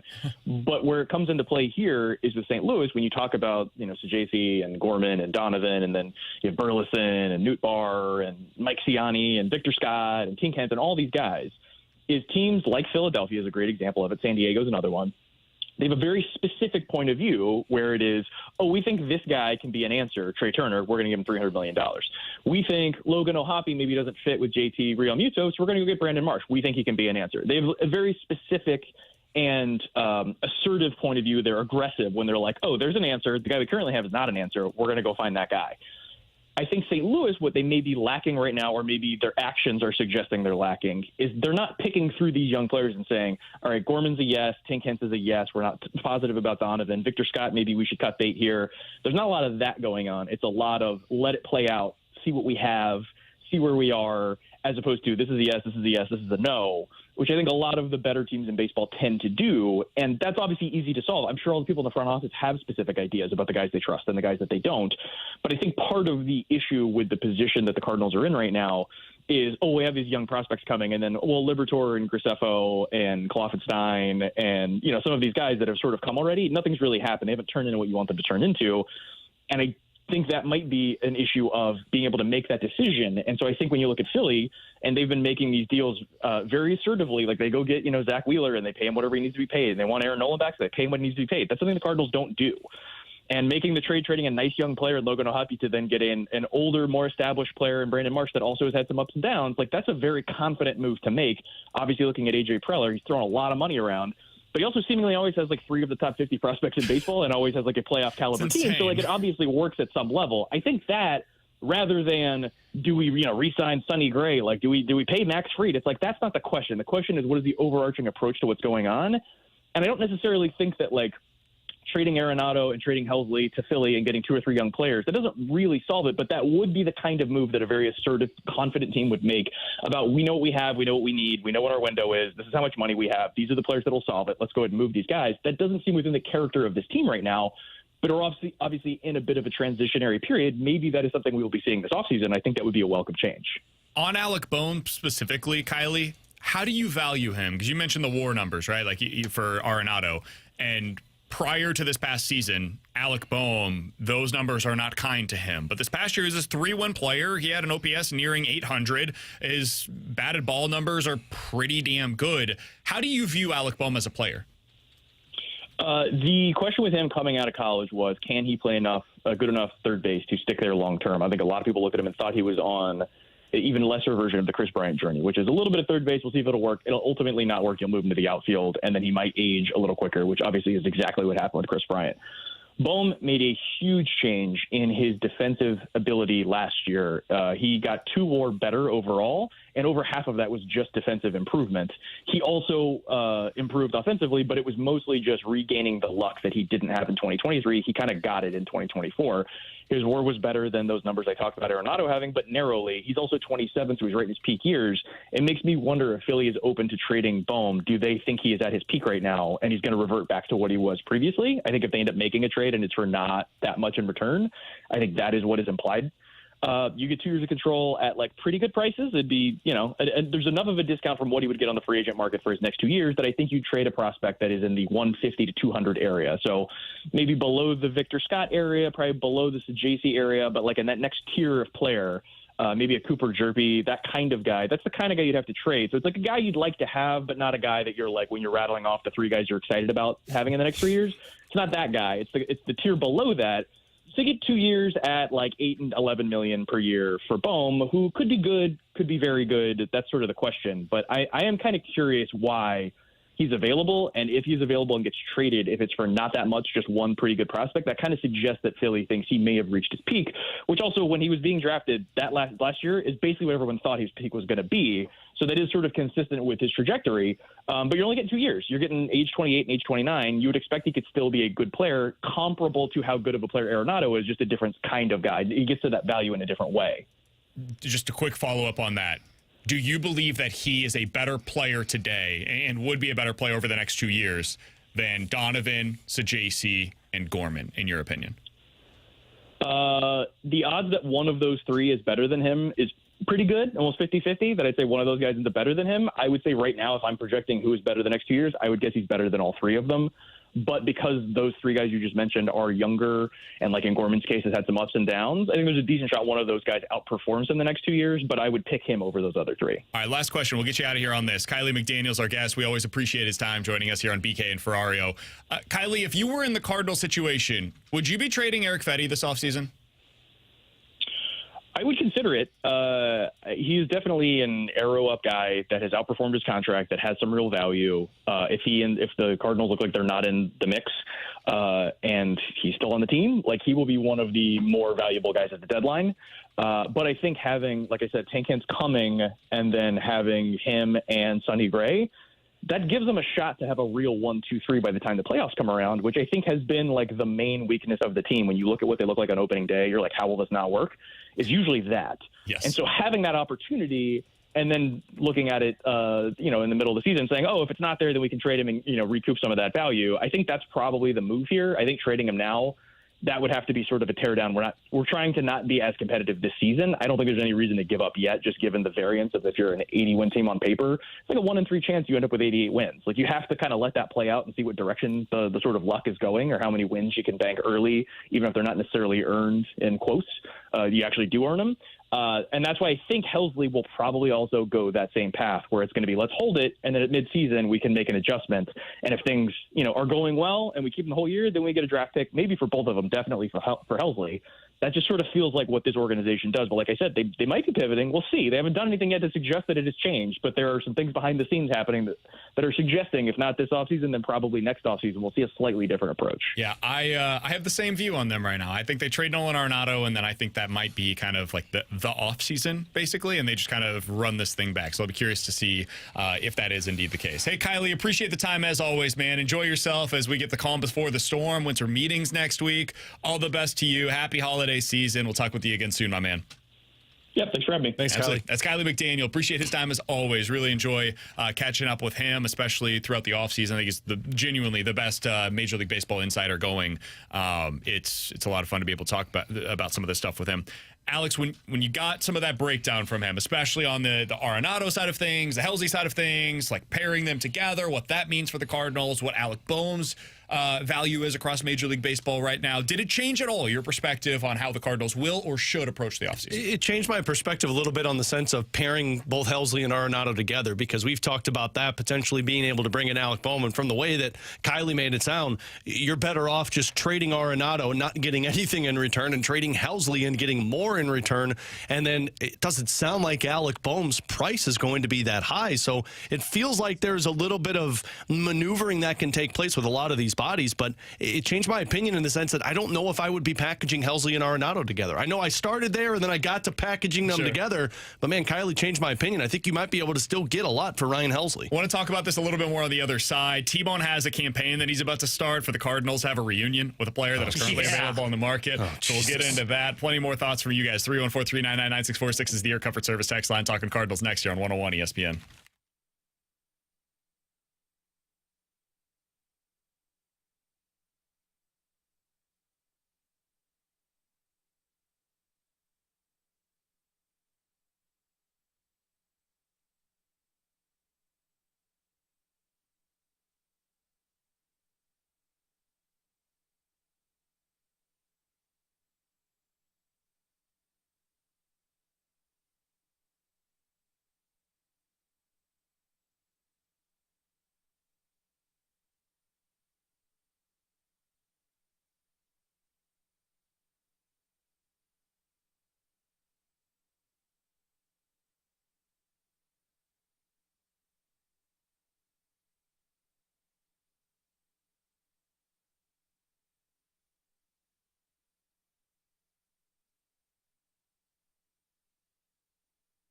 Alex Ferrario with you to talk about my insurance, and that is with Tracy Bibb and her phenomenal team over at Allstate. And Tracy, I talk about it all the time of how you take care of the Ferrario family with the home, with the car insurance, and how you're always making sure you're saving us money. And when it comes to competitive rates, people need to call you. They absolutely do. In fact, we have somebody in the office right now that was talking about having an agent versus not having an agent. They did not realize that if they call their current insurance company, they could and just have a question about, is this a claim, is it not a claim? That is going to be a claim against their policy. That is the difference with being with the Bibb agency. If you call us and you have a question about, hey, I had this little fender bender in a parking lot, is this a claim, is it not a claim? What should I do in this situation? We are not going to file that claim on you. That's the difference with having an agent. Plus, right now, we have amazing auto rates, especially if you have young drivers in the home or you have a lot of vehicles in the home. Perfect time to give us a call and let us check that out. They're always available for you, and they preach it's not a matter of if something happens, it's when something happens. So call Tracy today, 314-328-4260. Again, that's 314-328-4260. It's no fib. You're always in great hands with the Bibb. Tracy, thank you so much. Thanks so much. Go Blues.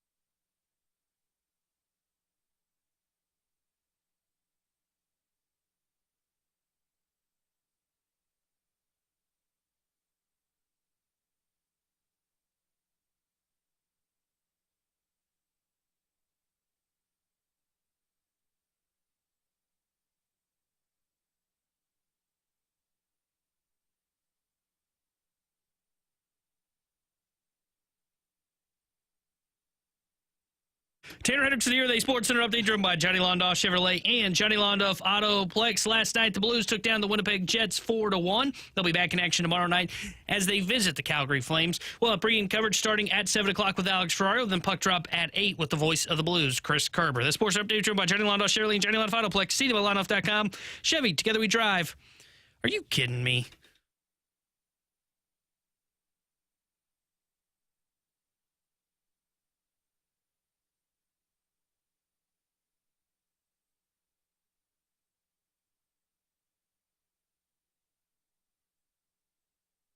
All right, so we were just talking to Kiley McDaniel of ESPN.com. He wrote a piece about some of the trades that they're hoping to see during the winter meetings.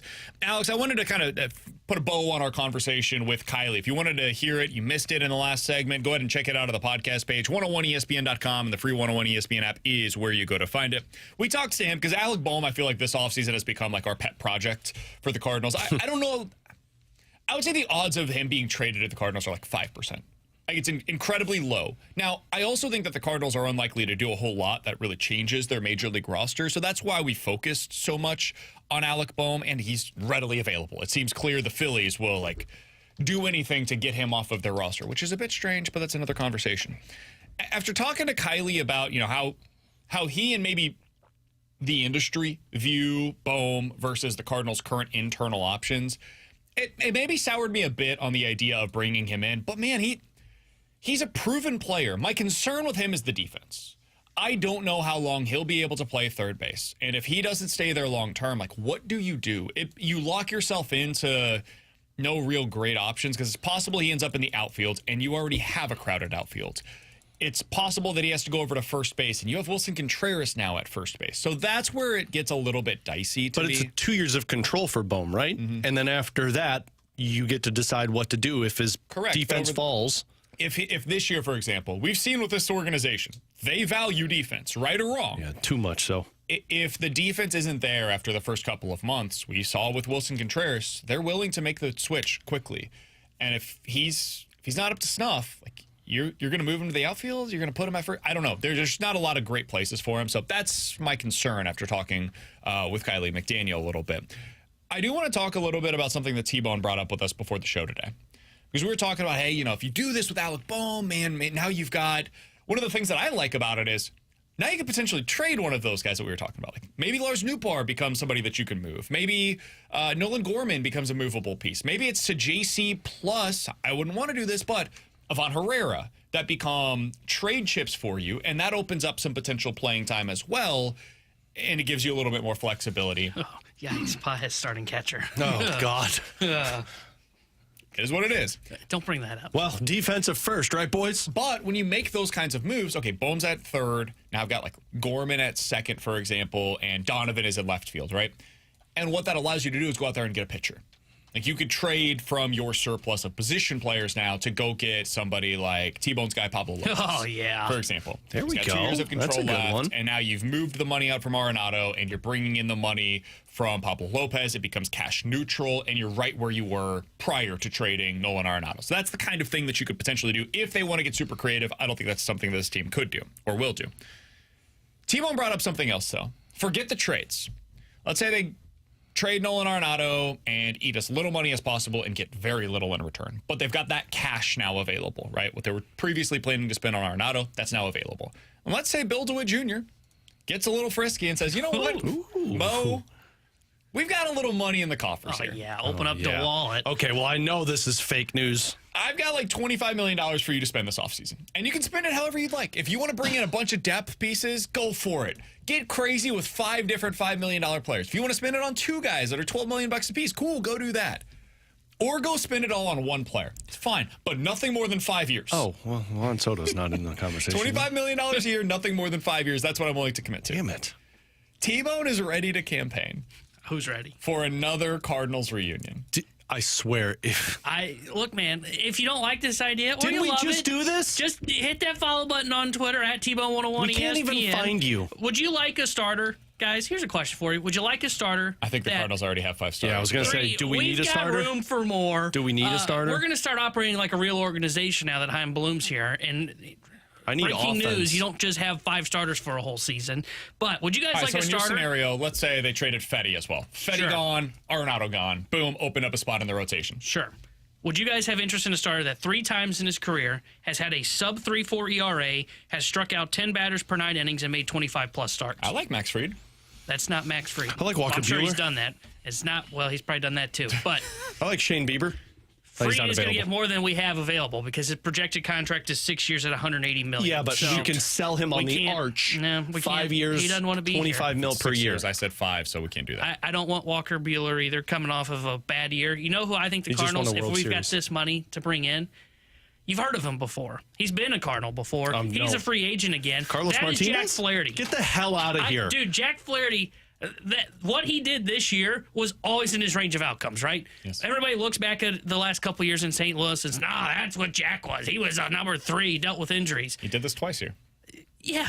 And he just had that third season that I just said, sub 3.4 ERA, 10 strikeouts per 9 innings, and made 25-plus starts.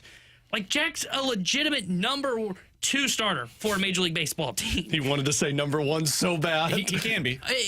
But Yeah, now he sure, does deal with when he decides to. health issues, right? Like we've seen. Why did he struggle in St. Louis? I don't think it was anything about he didn't like playing here.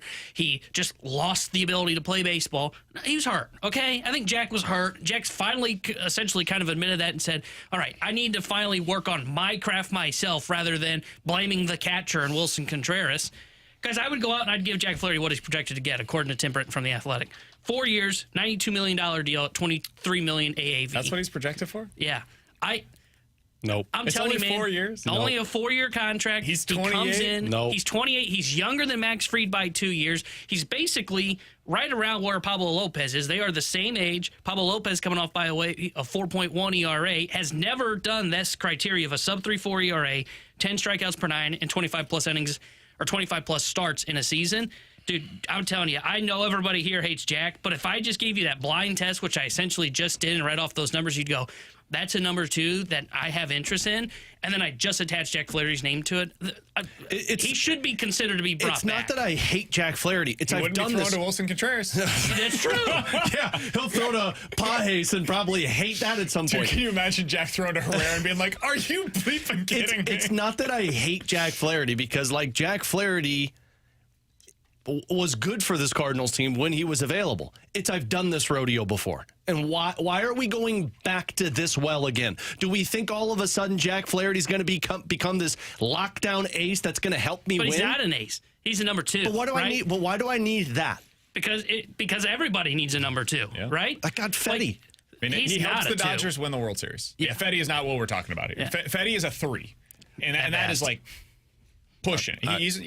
He's a solid number 3 starter. I've done this rodeo before, and I just don't think it makes sense for this Cardinals team. I'd much rather go out there and get a Pablo Lopez in a But trade. he's better than Pablo Lopez. Fine, but and he's barely making more than Pablo Lopez. And this deal would go longer than what Pablo Lopez contract If currently Jack is. Flaherty's name was Jack Smith instead of Jack Flaherty, and there wasn't the history with St. Louis that there obviously is, I think Cardinals fans would be very on board with you. Like if you flipped Flaherty's resume with Max Fried, and this was the same cost that Max Fried was going to have this offseason. If you read all of those same things, right? 3 years, 3.4 below ERA, 10 strikeouts per 9 innings, some injury history, but he blew up this year and it was great. And when he was healthy, he was awesome. He's 29 years old. Like all of these different things. 4 years, $92 million. Everything that you said applied to Max Fried instead of Jack Flaherty, and there wasn't the same history.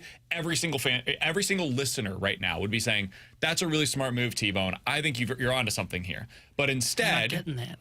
there is the history with Jack Flaherty here in St. Louis, and I do think it matters. I don't know how much, but it matters a bit that history exists. You can't wipe away the history for him. And since that's there, the reaction will be, hell no, I don't want Jack to come back. I'm open to it. I think that when you are in the situation that the Cardinals are in, you have to be open to risks like this. Because it's been incredibly clear that you aren't developing internally this kind of a pitcher anymore. Ironically enough, you literally did develop Jack Flaherty, and he eventually became everything he was expected to be. It just took longer. He was not healthy, I believe, the last 3 seasons that he was here in St. Louis, basically. And that took everything sideways. Do you believe in the health? Do you believe in the person? Are you willing to risk what is a lofty contract and paying $60 million for your top 2 starters, which is what this would be, that's the question that I don't know the answer to. I would be shocked if they do this. But it is something that I could see a guy like Chaim Bloom doing. It's not something I could see Mo doing. And that's what I was just about to say is I don't think the Cardinals would do this. I think they need to be really open-minded to this, right? History be damned, I would say, right? I think Jack Flaherty, guys, $23 million for a guy of Jack Flaherty's caliber that is healthy is a steal of a contract. He should be a guy that would make the Max Fried $30 million, but he hasn't been healthy. It's the 4 years to me that's shocking. And I'm the 4 a little years surprised that he's not going to get more than that because he's so young. And that's a Cardinals-esque deal, right? Yep. They don't like to go beyond that. And the reason I would say, like, history be damned is, man, this guy's a really good pitcher, and you need these kind of guys. He's the kind of guy you've been searching for as a number 2. You finally got the number 1 when you signed Sonny Gray, but you've been searching for a number 2 as well to be the Robin to your Batman. He's that guy, and Mo is going to be stepping aside. So if there is bad blood between the front office and Jack Flaherty, dude, Chaim Bloom can make this phone call and be like, hey, man, I'm going to be the one running this. Michael Gersh is off doing special projects. Like, you don't got to worry about him either. Like, he's the perfect guy to me. But the history from the fans' perspective never goes away. And look at how people feel about Jordan Kyrou. Jordan Kyrou is having a sensational season. But guess what?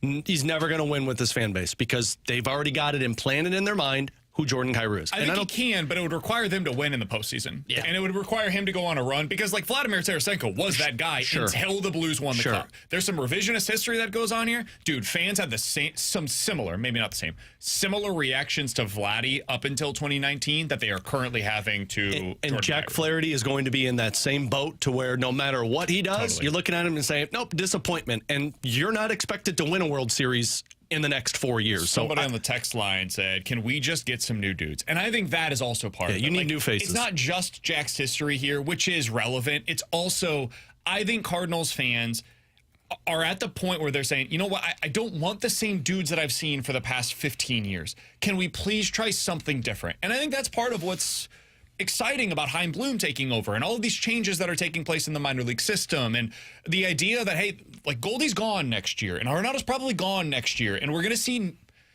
younger guys get opportunities. And that's why we're talking about Alec Bohm. Is he the superstar we're talking about? No, but he's a new face that you can try out to be a piece that you need. And I don't know if it's going to work, but I think for fans, it makes you feel better.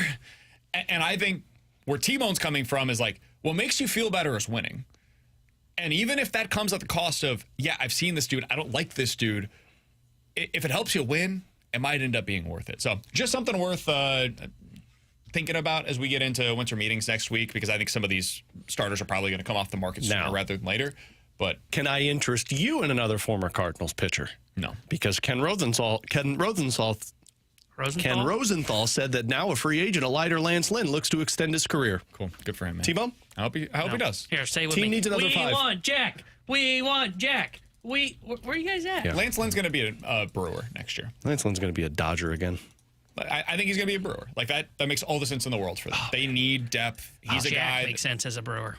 Too much money. But Lance Lynn, Gibson, just I think makes sense for the Brewers as well. Those kinds of guys are the types of Lance can have our rotation. Yeah. Oh, but they're going to Kyle do Gibson's it better. probably available. He just said. Does Alex? No, he said listen to the Lance show? No, he said Does Gibson. Alex No, he listen to the doesn't. show? He said Lynn. No. He He said asked Lynn. us earlier, oh, are they going to eat money on Arenado's contract? Well, yeah, he just read that.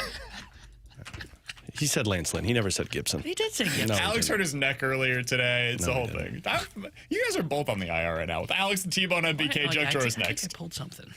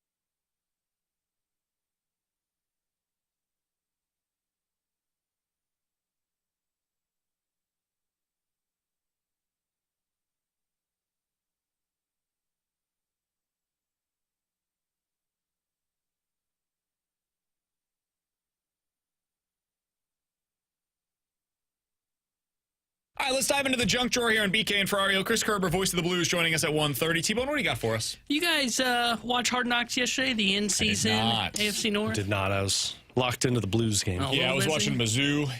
MIZ, baby. Peyton Marshall, good player. How about we learn to play defense? Okay? That will You not don't happen. watch the games. They all play defense. Rebounding I also did not. optional. Yeah, very much so. But the reason I bring that up is, so yesterday, they're following the 4 AFC North teams, and they were at Bengals practice, and Joe Burrow, he's there talking the ish with T. Higgins, Jamar Chase, and just kind of goes for your classic subtle BK brag, okay? Of, hey, you know what I just dropped $3 million on? The Batmobile from the Dark Knight trilogy. Like the actual Joe Burrow Batmobile? did? Yep. Like the actual Batmobile? $3 million Batmobile that is fully functional, but not street legal. Sure, of course. So, Naturally. Who cares? Joe Burrow now is the proud owner. Now, granted, he said he's not coming for like a year, which I don't get why. So it sounds like a scam, but Does it break into a motorcycle like in the movie? I don't know. Because that would be so badass. That would be awesome. Like, just have it and you're like, honey, I'm going out for a ride just in I my wonder what the backyard. owner of the Bengals thought about that. Who cares? Because, in these the owner of the Bengals certainly cares about his $275 million investment, potentially being in the Batmobile. It's not street legal. You can't go anywhere with it. Yeah, well, then why are you buying it? Because I wanted to have it in my basement when I have family over. Be like, you just want to check out the Batmobile? Burrow putting still the sounds car like in the basement? Yeah. Of my mansion? Absolutely. Burrow sounds like a guy that wants to get it street legal because he said on Halloween I want to come dressed as Batman in the Batmobile. Hell yes.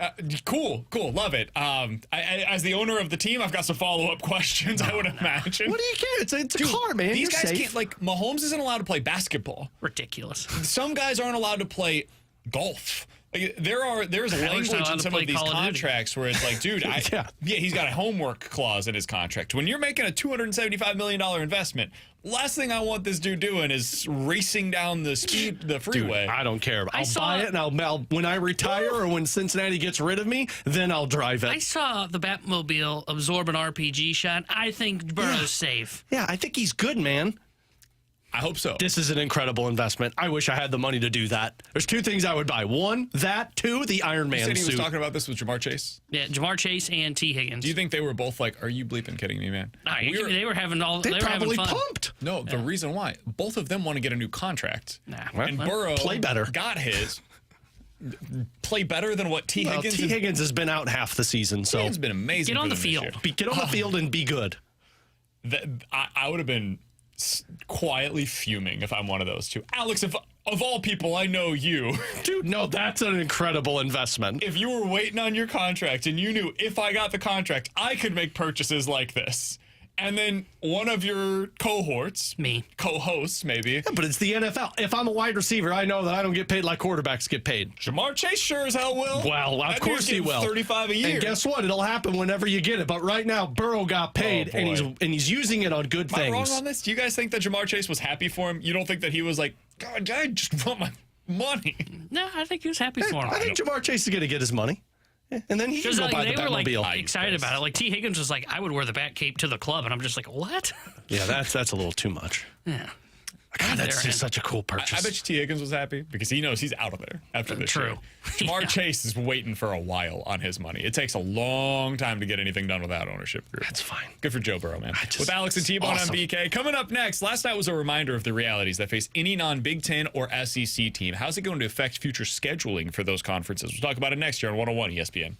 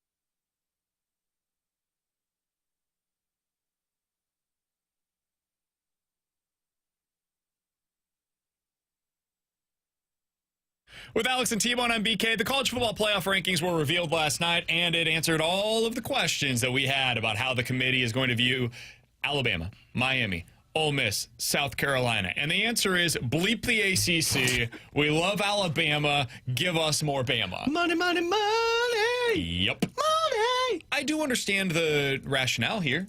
Makes sense to me. You look at what Alabama's done this year. They've got some really good wins on their resumes. Now, a couple of pretty brutal losses on their resume as well, including 2 losses on the road at Vandy and at Oklahoma. That ain't great. However, they did beat Georgia head-to-head. They did beat Mizzou head-to-head. It's not bad. They had a really close loss on the road against Tennessee. It's a good loss on your resume, right? So, I suppose, to a degree, I understand what the committee was getting at here. Alex, I think the message was pretty clear, though. Hey, if you don't play in the SEC, if you don't play in the Big Ten, we don't value your schedule the same way that we value these other team schedules. And that applied to Miami, who lost 2 games all season long, both of which weren't great losses. Not terrible, but not great losses. Georgia Tech and Syracuse. They happened 2 of the past 3 weeks, so they're certainly not trending in the right direction. I don't blame the committee for going with Alabama over Miami. When I watch those 2 teams respectively, I think Alabama is the better team. And if I'm putting the better teams in this college football playoff, I would have gone with Alabama as well. But I do think it's going to have some consequences down the road where you're looking at it. And if you're an ACC team, dude, I better be scheduling somebody really good in the non-con every single season. And for fans, I think that's a good byproduct of what we're seeing here. You might see next year, 2 years, 3 years down the road, hey, maybe Miami is scheduling an SEC team in the non-con. Maybe you start seeing, last night we saw the ACC-SEC challenge in college basketball. I wonder if you start seeing some stuff like that in college football where these, ACC, Big 12, Mountain West, these big-time group of 5 teams that want to get into the college football playoff, maybe they start valuing the non-con a little bit more because of it. I think you have to if you're these teams. I shouldn't have been surprised, but I was, of how many people were whining about Alabama being over Miami. And I get it. The gripe that you have is we're a 10-win team. We have 2 losses, and this 3-loss team is going to be above us in the college football playoffs. But I look at this and say, look, if you're not an SEC team, you either need to be undefeated or have 1 loss if you want to be a college football playoff team, because they're going to look at the strength of schedule. They're going to look at the big-time wins that team has pulled off, and they're going to say, well, damn, look at what Alabama did. Even with 3 losses, they still had some pretty significant wins. And what's Miami have to offer? So I think these teams are going to have to schedule matchups against the SEC and the Big Ten if they're going to continue to try and be in this conversation. Now, can I give you the alternative view on this? I think this is probably what's going to happen. Well, from the SEC and Big Ten? Yep. I think I know the answer what they'll say. They'll go, no thanks. Why would I schedule you? Yeah. I'm not giving you the opportunity to have a better win on your resume. Why would I help you when the committee has made it very clear, hey, all I got to do is play against my conference. Yep. And if I beat up in my conference, if I end up going 9-3, 10-2, and that's with a really good conference schedule because they clearly value what I'm playing against in my conference, I don't have to do anything in the non-con. Look at what Bama did this year in the non-con. Have you seen this thing, dude? Western Kentucky, South Florida, Mercer, and then they did play a game against Wisconsin this year, but Wisconsin wasn't great. It's if I'm those 2 conferences, I'll just schedule the Big Ten and the SEC. What I would do if I'm the Big Ten and the SEC, schedule against one another. Because it's not going to hurt us. If we have other teams that are highly regarded in each respective conference, those losses aren't going to be the end of the world. We've seen that because Bama lost this year against Vandy and against Oklahoma, 2 of the worst teams in the SEC this season. Didn't keep them out. So if you're the Big Ten teams that are going up against the SEC, it's not really going to hurt you. Could potentially help you. And if you're the SEC, same thing, vice versa. And I think I heard the SMU coach talking earlier today about how there's going to be a lot of teams that aren't SEC or Big Ten that are going to be seriously avoiding the conference championships if SMU loses against Clemson and falls out of it. Can I go off on SMU for a minute? Please, go for it. I don't want to hear you cry about getting to your conference championship when we just all agree that conference is definitely weaker than the Big Ten and the SEC. There's no doubt about it. This is a playoff game. SMU, quit acting like it's not, right? The ACC gets an automatic bid by winning the conference championship. Well, guess what, SMU? You've got that opportunity. You know what? You lose this game, yeah, you're going to get docked for it. Yeah, you're probably going to miss the playoff. Your schedule's not as good as some of these other teams. So here's a thought, SMU. Instead of whining about we have to play an extra game, how about we go out there, we actually start preparing for it, and we actually go out and treat this like it is a playoff game? Because guess what, guys? The college football playoff actually starts this week. There are 3 first-round games essentially this week. ACC championship game, winners getting in, losers probably out. Or I think is definitely out. Big 12, same thing. Mountain West, same thing. That's awesome. The playoffs started this week, guys. By the way, this is what I was talking about when they expanded the postseason. When they expanded the playoff, I mentioned it's going to make more games matter more. And what I meant by that is the Mountain West Conference on Friday night of this week on Big Fox is a must-watch game. Must-watch. UNLV versus Boise State. Winner goes to the playoff with a bye. Loser goes home and is done. That's awesome. Like, that's everything we want from college football. The stakes are incredibly high. It's 2 teams that none of us, realistically speaking, would otherwise sit down to watch on a random Friday night at 7 o'clock. But I'm watching an elimination game. 100%. Big 12, 11 a.m., ABC, Saturday. Got to watch it. Iowa State versus Arizona State. Do I know more than 5 players on either team? Nope. Does the casual fan know more than 1 player on either team? Nope. They know the coaches, and they know that what's at stake here in this game is one of these teams is going to the playoff. That's great. That's what the playoff was supposed to be about. And it all comes to the crescendo on Saturday night with Clemson versus SMU. Do I care if either of those teams gets in? Probably not. Do I think either of them has a real chance to win the playoff? Nope, not a chance. But it's going to be fun as hell to watch it. And I totally agree with you, T-Bone. If you don't like it, play better. That's what BT always used to say on the Fast Lane. And I completely agree with the sentiment. Dude, I'm so sick and tired of hearing these coaches bitch and moan right now. Like, hey, Lane Kiffin, you lost 3 times this year against, including a game against Kentucky. If you want to make the college football playoff, don't lose the games that you shouldn't lose. That's the reality. Hey, Mizzou fans, you probably wouldn't have gotten in if you had won that game against South Carolina. I think that's what we saw last night, because South Carolina would have bumped up more if Mizzou would have potentially been in. Don't like it? Don't get beat by 100 points against Alabama and Texas A&M. Like, eventually the games have to matter. And this weekend, the games matter. That's what college football was looking for. That's what it's supposed to be all about. I love the new format. I think they basically got it right last night. I feel bad for ACC fans. Like, this sucks. It's probably going to mean that the conference dissolves eventually, but that was always going to happen. Whether this happened this year or down the road, it's going to be a great postseason. I'm super excited about it. T-Bone, you also mentioned before the show today, just last thing on the playoff, they've got to figure out the seeding thing. Brutal. The way that the seeding is working, and I'm like, I think personally, they should have a reseeding after the first round. Like, it shouldn't be, like, for example, if the 12 seed wins in that first round, it will be the 12 seed that's advancing to play the 1 seed, right? Yeah. But, like, you could have another scenario where, like, the 5 seed could advance there, and then, like, the 11 advances. The 11 seed should play the 1.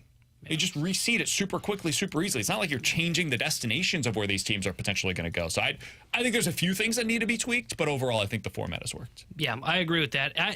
I just don't like the fact of, I agree with reseeding. I think every sports league should do that. I don't get why they don't, including college football. I don't like the fact that the 4 best teams are Oregon, Texas, Penn State, and Notre Dame. And that'll probably change if Penn State loses the title game. But why shouldn't those 4 teams get a bye? Like, I think it's ridiculous that Notre Dame, oh, you're not in a conference, you got automatically to play in a game. You can have a home game. Well, how about we get a bye? You know, we're one of the 4 best teams in the country. Don't we deserve a bye? How about Boise State instead? Like, that's ridiculous. I kind of like this.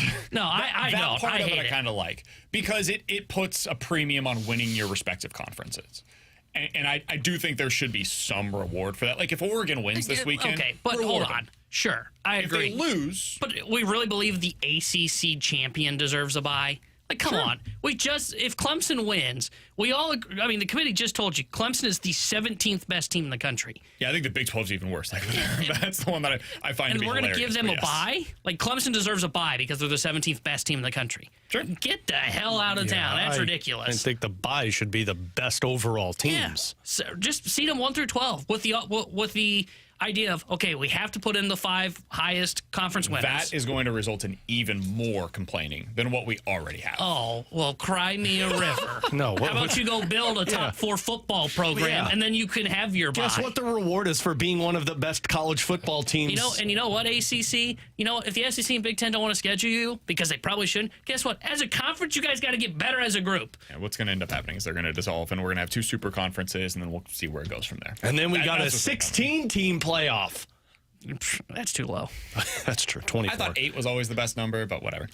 He's Alex. That's T-Bone on BK. In 24. 15 And they minutes, said we'll get to Chris 4 to Kerber, the 12. voice of the Blues. But coming up next, it's time for More Likely to Happen. You give us 2 scenarios. We'll tell you which one is more likely here on 101 ESPN.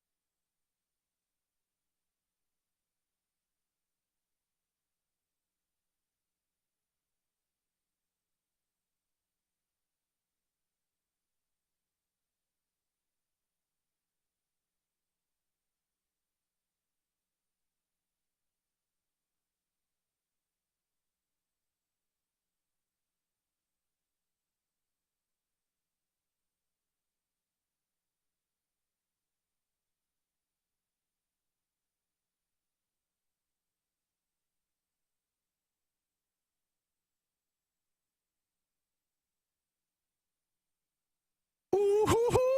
9646 is the Air Comfort Service text. Whoa.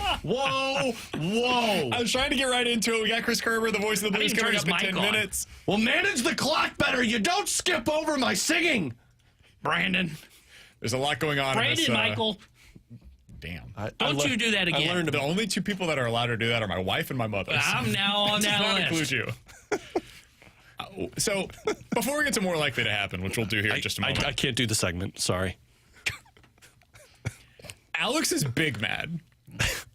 I didn't realize how much I despised this topic until we started talking about it. Spotify is doing the Wrapped right now, right? So you get to see what the most listened artist is, what your trends were. I had some weird stuff on here. Sleazeball. Indo sleaze music. I don't even know what that means, but apparently I listened to it according to Spotify. But I like it. I think it's a pretty cool thing. I like seeing what everybody else is listening to. It's kind of surprising sometimes. You're like, I didn't realize that you were an alternative guy. Good to know. Alex hates it and doesn't want any of you to post this anymore, so I recommend one thing. Please tag Alex on Twitter. Don't. At Ferrario101 ESPN. I will deactivate. I need him to just melt as he gets hundreds of direct messages and tweets at him. Post him on Instagram as well. I want it everywhere. Facebook. Tag him on Facebook. God is my witness. I will deactivate social media. I hate this. Why do you hate this so much, Because I don't care, Why does it bother man. you? I don't care. Well, you're like Jerry Seinfeld. Probably. This is, you know what this is? This is the equivalent of people that videotape fireworks and post it on social media. Cool. Enjoy it yourself, but I don't need to see it. And maybe I just need to get off of social media, man. But the amount of people that are just posting, oh, man, I can't believe I listened to so much Post Malone this year. Yeah, you can, because you actually listened to it. I just told you I was surprised by my results. The people that are like, oh my gosh, look at how much T Swift I listened to in the year 2020. You're surprised by that? Because you go to Spotify every day and click on Taylor Swift and hit play. At Ferrario101 ESPN's where you can tag him on Twitter to show him your top 5 playlists of the year. I highly recommend it. You know what I love, though? I love seeing our listeners that tweet out. They're already coming. I love it. That's awesome. I love seeing our listeners that post, hey, look, listen to so much BK and Ferrario and 101 ESPN. It's all I listen to all day long. It's like the great, genuinely, I'm not BSing about this. There is honestly nothing better than getting those tweets. So, you like those, right, Alex? Like this one. I just got one from my, God. This is so crazy. Luke Combs at number 3? Why is it crazy? Well, what was number 1? You obviously knew you were going to listen to it. What else is on the list? I don't care, man. I popped it up and I closed it out. Golly. Boy, I'm now going to look up mine and just send it to you on Twitter as well. Oh, yeah, I'm getting involved in this. I'm going to send him all of them that I see this, for the rest of the day, just in our group message. Yes. Yes. This is all right. Ridiculous. Let's get to more likely to happen. 314-399-9646 is the Air Comfort Service X line for more likely to happen. Guys, more likely to happen. Alabama wins the college football playoff this year, or whatever team gets in from the ACC wins the college football playoff this year. Oh. Somebody just sent it to us. I don't. Wrapped. Somebody just sent us. Somebody just tweeted it to me too. Shiloh, keep your tweets to yourself. I'm going to say the ACC or the SEC because I don't trust any of the ACC teams. Yeah, I'd say more likely Bama. Because those ACC teams, I don't trust them, and I think SMU is the best team in the conference. They're not going to beat any of those top teams. And Alabama, though they have 3 losses, are definitely a flawed football team. Hey, man, I've seen Jalen Milroe take over a football game before and beat Georgia. So I think he's capable of doing it, and they can get to a national championship. I'm with you guys. I said it in the last segment. I think Bama's just better than these teams from the ACC. So stop your belly aching, Alex. Stop your belly aching. We hate when you do that. By the way, I would love to see your Spotify Wrapped of the podcasts. The PK and Ferrario is at number 1. Those are the type that I do love to look at. Send those to Alex. Just send them to me, or you can send them to a program director. Either one's fine. You can send the podcast ones to me and John Kiowski. Specifically, please email Jay Kiowski. Tommy Matter and Mike Ryder. Those 3, email them to those 3 individuals. Guys, more likely to happen by the start of next season, the Blues trade one of their wingers or one of their goaltenders. And I'm bringing in the prospect pipeline as well. Wingers. You have too many. So I'll go with one of their wingers. Yeah, I think I will go one of the wingers as well. just because I can see where those guys will be highly coveted, because I can see where those guys draw interest in someone like a Dylan Holloway, as we had just talked about. So I would say more likely the wingers. I'm wingers as well, but man, this Colton Ellis kid is his name is starting to circulate among people in the NHL. If you've got Bennington, if you've got Hofer, and you've got a dude who's probably close to the NHL, you know what teams always want? Good goaltending. So just keep it in the back of your mind. But I would say more likely wingers. T-Bone? Guys more likely to be a Philadelphia Philly, Nolan Arenado or Willie Adames? Ooh. I'm going to say Nolan Arenado because I think what's-his-face Dombrowski loves them big names. Nolan Arenado is a bigger name than Willie Adames. Shouldn't be, but is. I think that's right. I think that would be my perspective on this as well. I've got too much respect for Dombrowski, so I'll say he signs Willie Adames. To me, that if you're going to move on and upgrade at third, I'm sorry, Arenado is not better than Adames at third base. And especially with the bat of Adames, I'm going to give Dombrowski some credit and say he'll go get a star, but he'll sign him, and it'll either be Bregman or it will be Willie Adames. The text line right now, the Water Boy says, guys, I don't think the Gridiron Guys podcast is going to make any top 10s on Spotify. Whoa. You know what will? They don't do the podcast. They do the podcast. No, they never record. No, they do it weekly. No, I don't think so. Yeah. You know what is weekly? Last Minute Blues podcast. You should pop that one up on the Only Brandon would podcast. take shots at his teammates. No, they take shots about it on their own show. Yeah, because I think they actually did together. yesterday. Did they really? No, Yeah, they it's took a shot The at it last yesterday. podcast was on October 15th, Yeah. T-Bone. It was just a week ago. They took a shot at themselves yesterday on the show. All right. Well, Last Minute Blues podcast, so make sure that's in the top 5. Might be some more podcasts coming your way soon. Doubtful. I'm not going to comment. Yeah, I was going to say I won't cross my I fingers on almost that got one. myself in Dad trouble bod. yesterday. Dad pod will Politics never pod, happen. theology pod. What pod? Theology yeah. pod. Alex and I are going to do that one. Alex, that was a little too much of a laugh. Yeah, because one of us might get killed. Damn it. Stop sending me your rap pictures. Enough already. That could be taken in a lot of different directions, so we're going to go ahead and end this segment, wrap it up, and talk to Chris Kerber, the voice of the Blues, next here on 101 ESPN.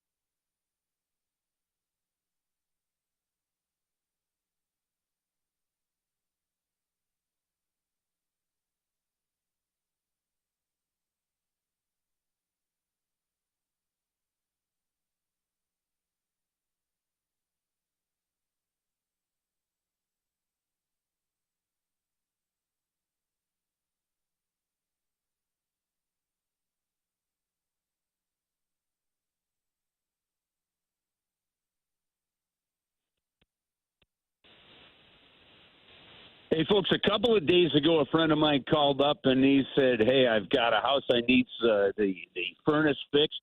It's getting cold. I said, here, call Maggie over at Classic Air Care. He did. They got a hold of him. They got out to the house, and the problems are solved. That's how quick it can happen. And why do I tell that story to you? Because the service that he got, the service that I get in my house, is the same service that you get. Classic Air Care takes terrific care of you. And you know who's taking care of it? Your own neighbors. They hire people. They make the employees valuable. They make them feel valuable. And in doing so, that is returned to the customers because they want the quality of service to be good. And how good is the service? Well, go online at classicaircare.com and check out their Google reviews. They've got a 4.8 Google rating. You can book appointments. You can buy filters. You can get a free quote online. You can do it all at Classic Air Care. Classicaircare.com is the website. They've been making people comfortable since 1926.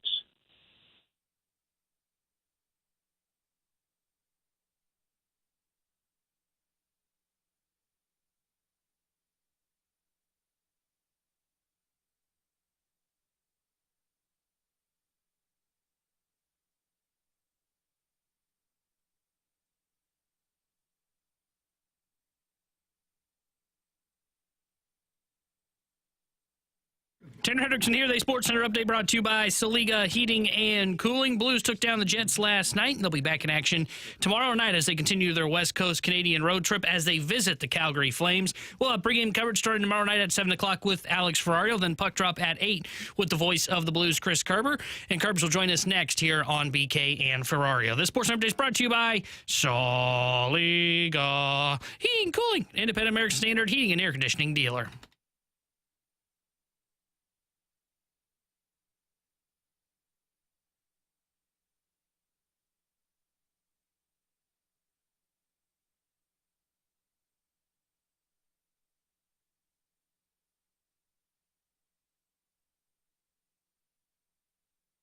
It's official. Mizzou's flipped another commit. Javion Hilson is, according to Rivals, the number 16 player in the country. Oh. I had not heard any interest from him towards Mizzou until literally 5 days ago when he took his first visit to Mizzou. He committed today. Today is National Signing Day. He's the number 1 defensive end in the country, according to Rivals. And What's he is the Fighting now Illini up to? A commit to the University of Missouri. I think we got a 3-star from Florida. This guy's from Florida, too.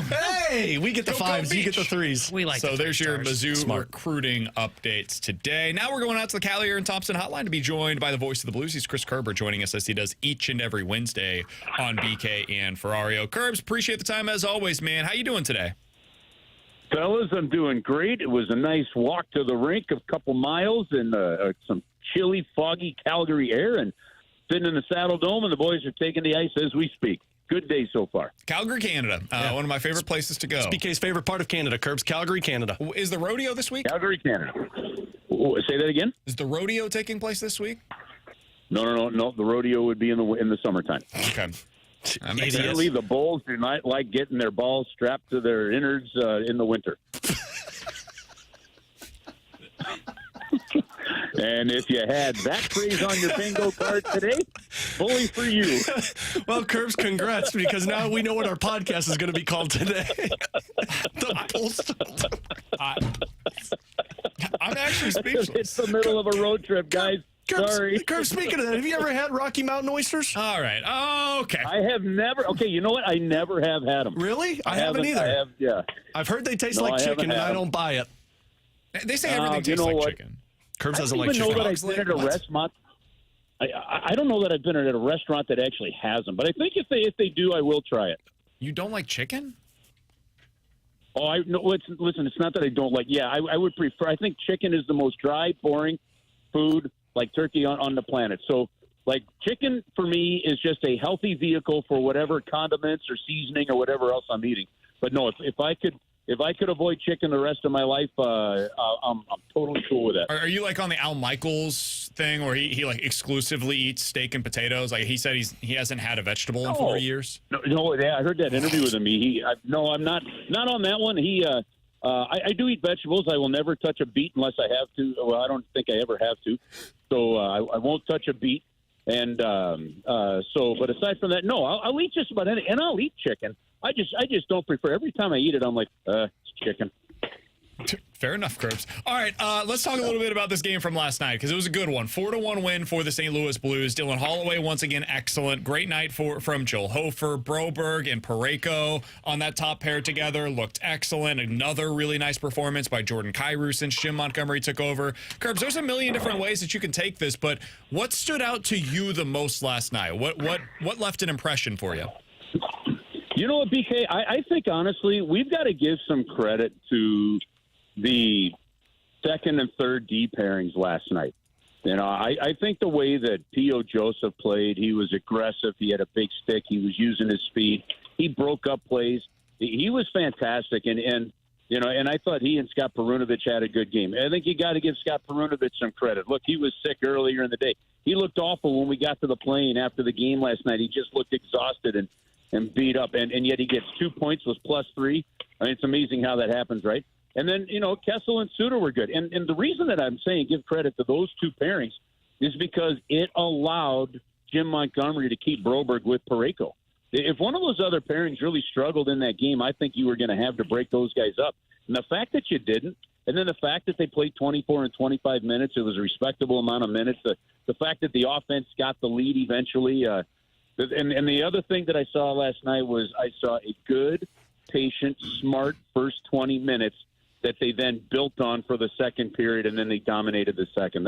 Those are the two things that jump off the ice at me real quick. Curbs, sticking on the defensive side, the second period, the shot differential was 19-3, which I think is the largest the Blues have had this season. And it's the fewest amount of shots that the Blues have allowed against the Winnipeg Jets since back in 2020. Defensively, it feels like this team has figured out the details that Jim Montgomery has talked about in terms of locking down their own end and not allowing much in front of their own net.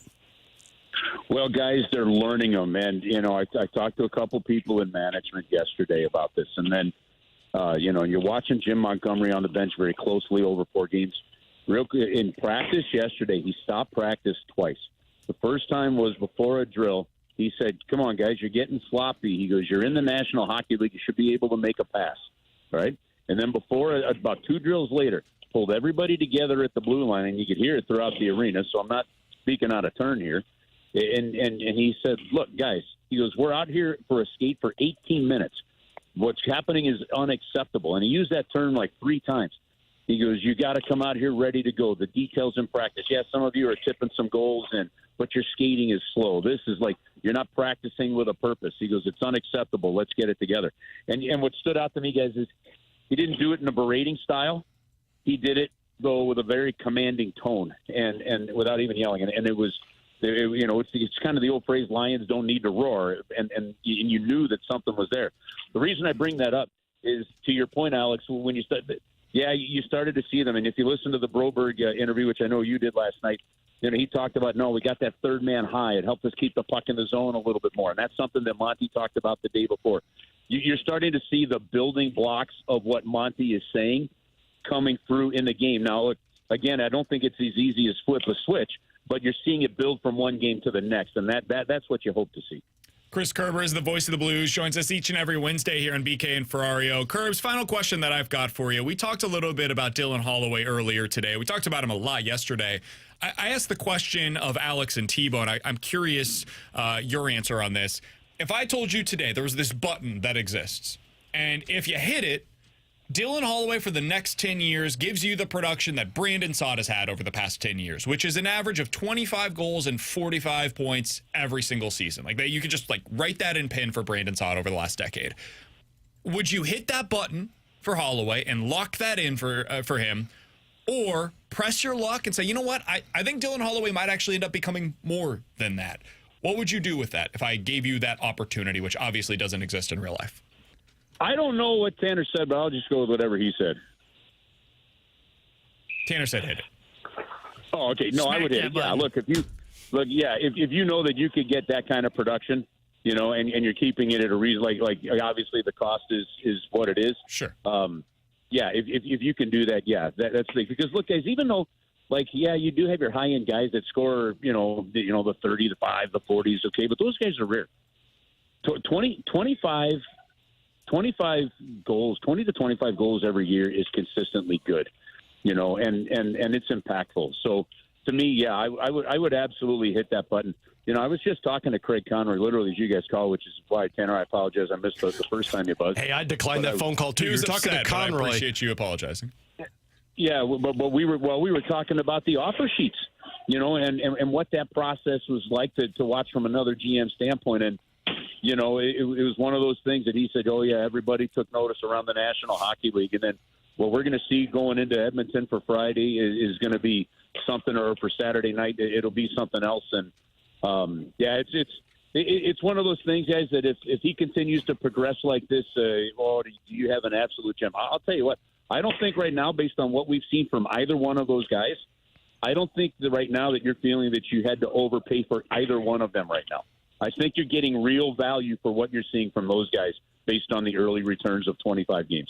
Hey, Kerbs, final one from me, and I think we're going to get the official word in a few hours, but last night, David Pagnotta, Pierre LeBrun had put it around. Sounds like Colton Parayko is going to make the Four Nations roster for Team Canada on top of Jordan Binnington.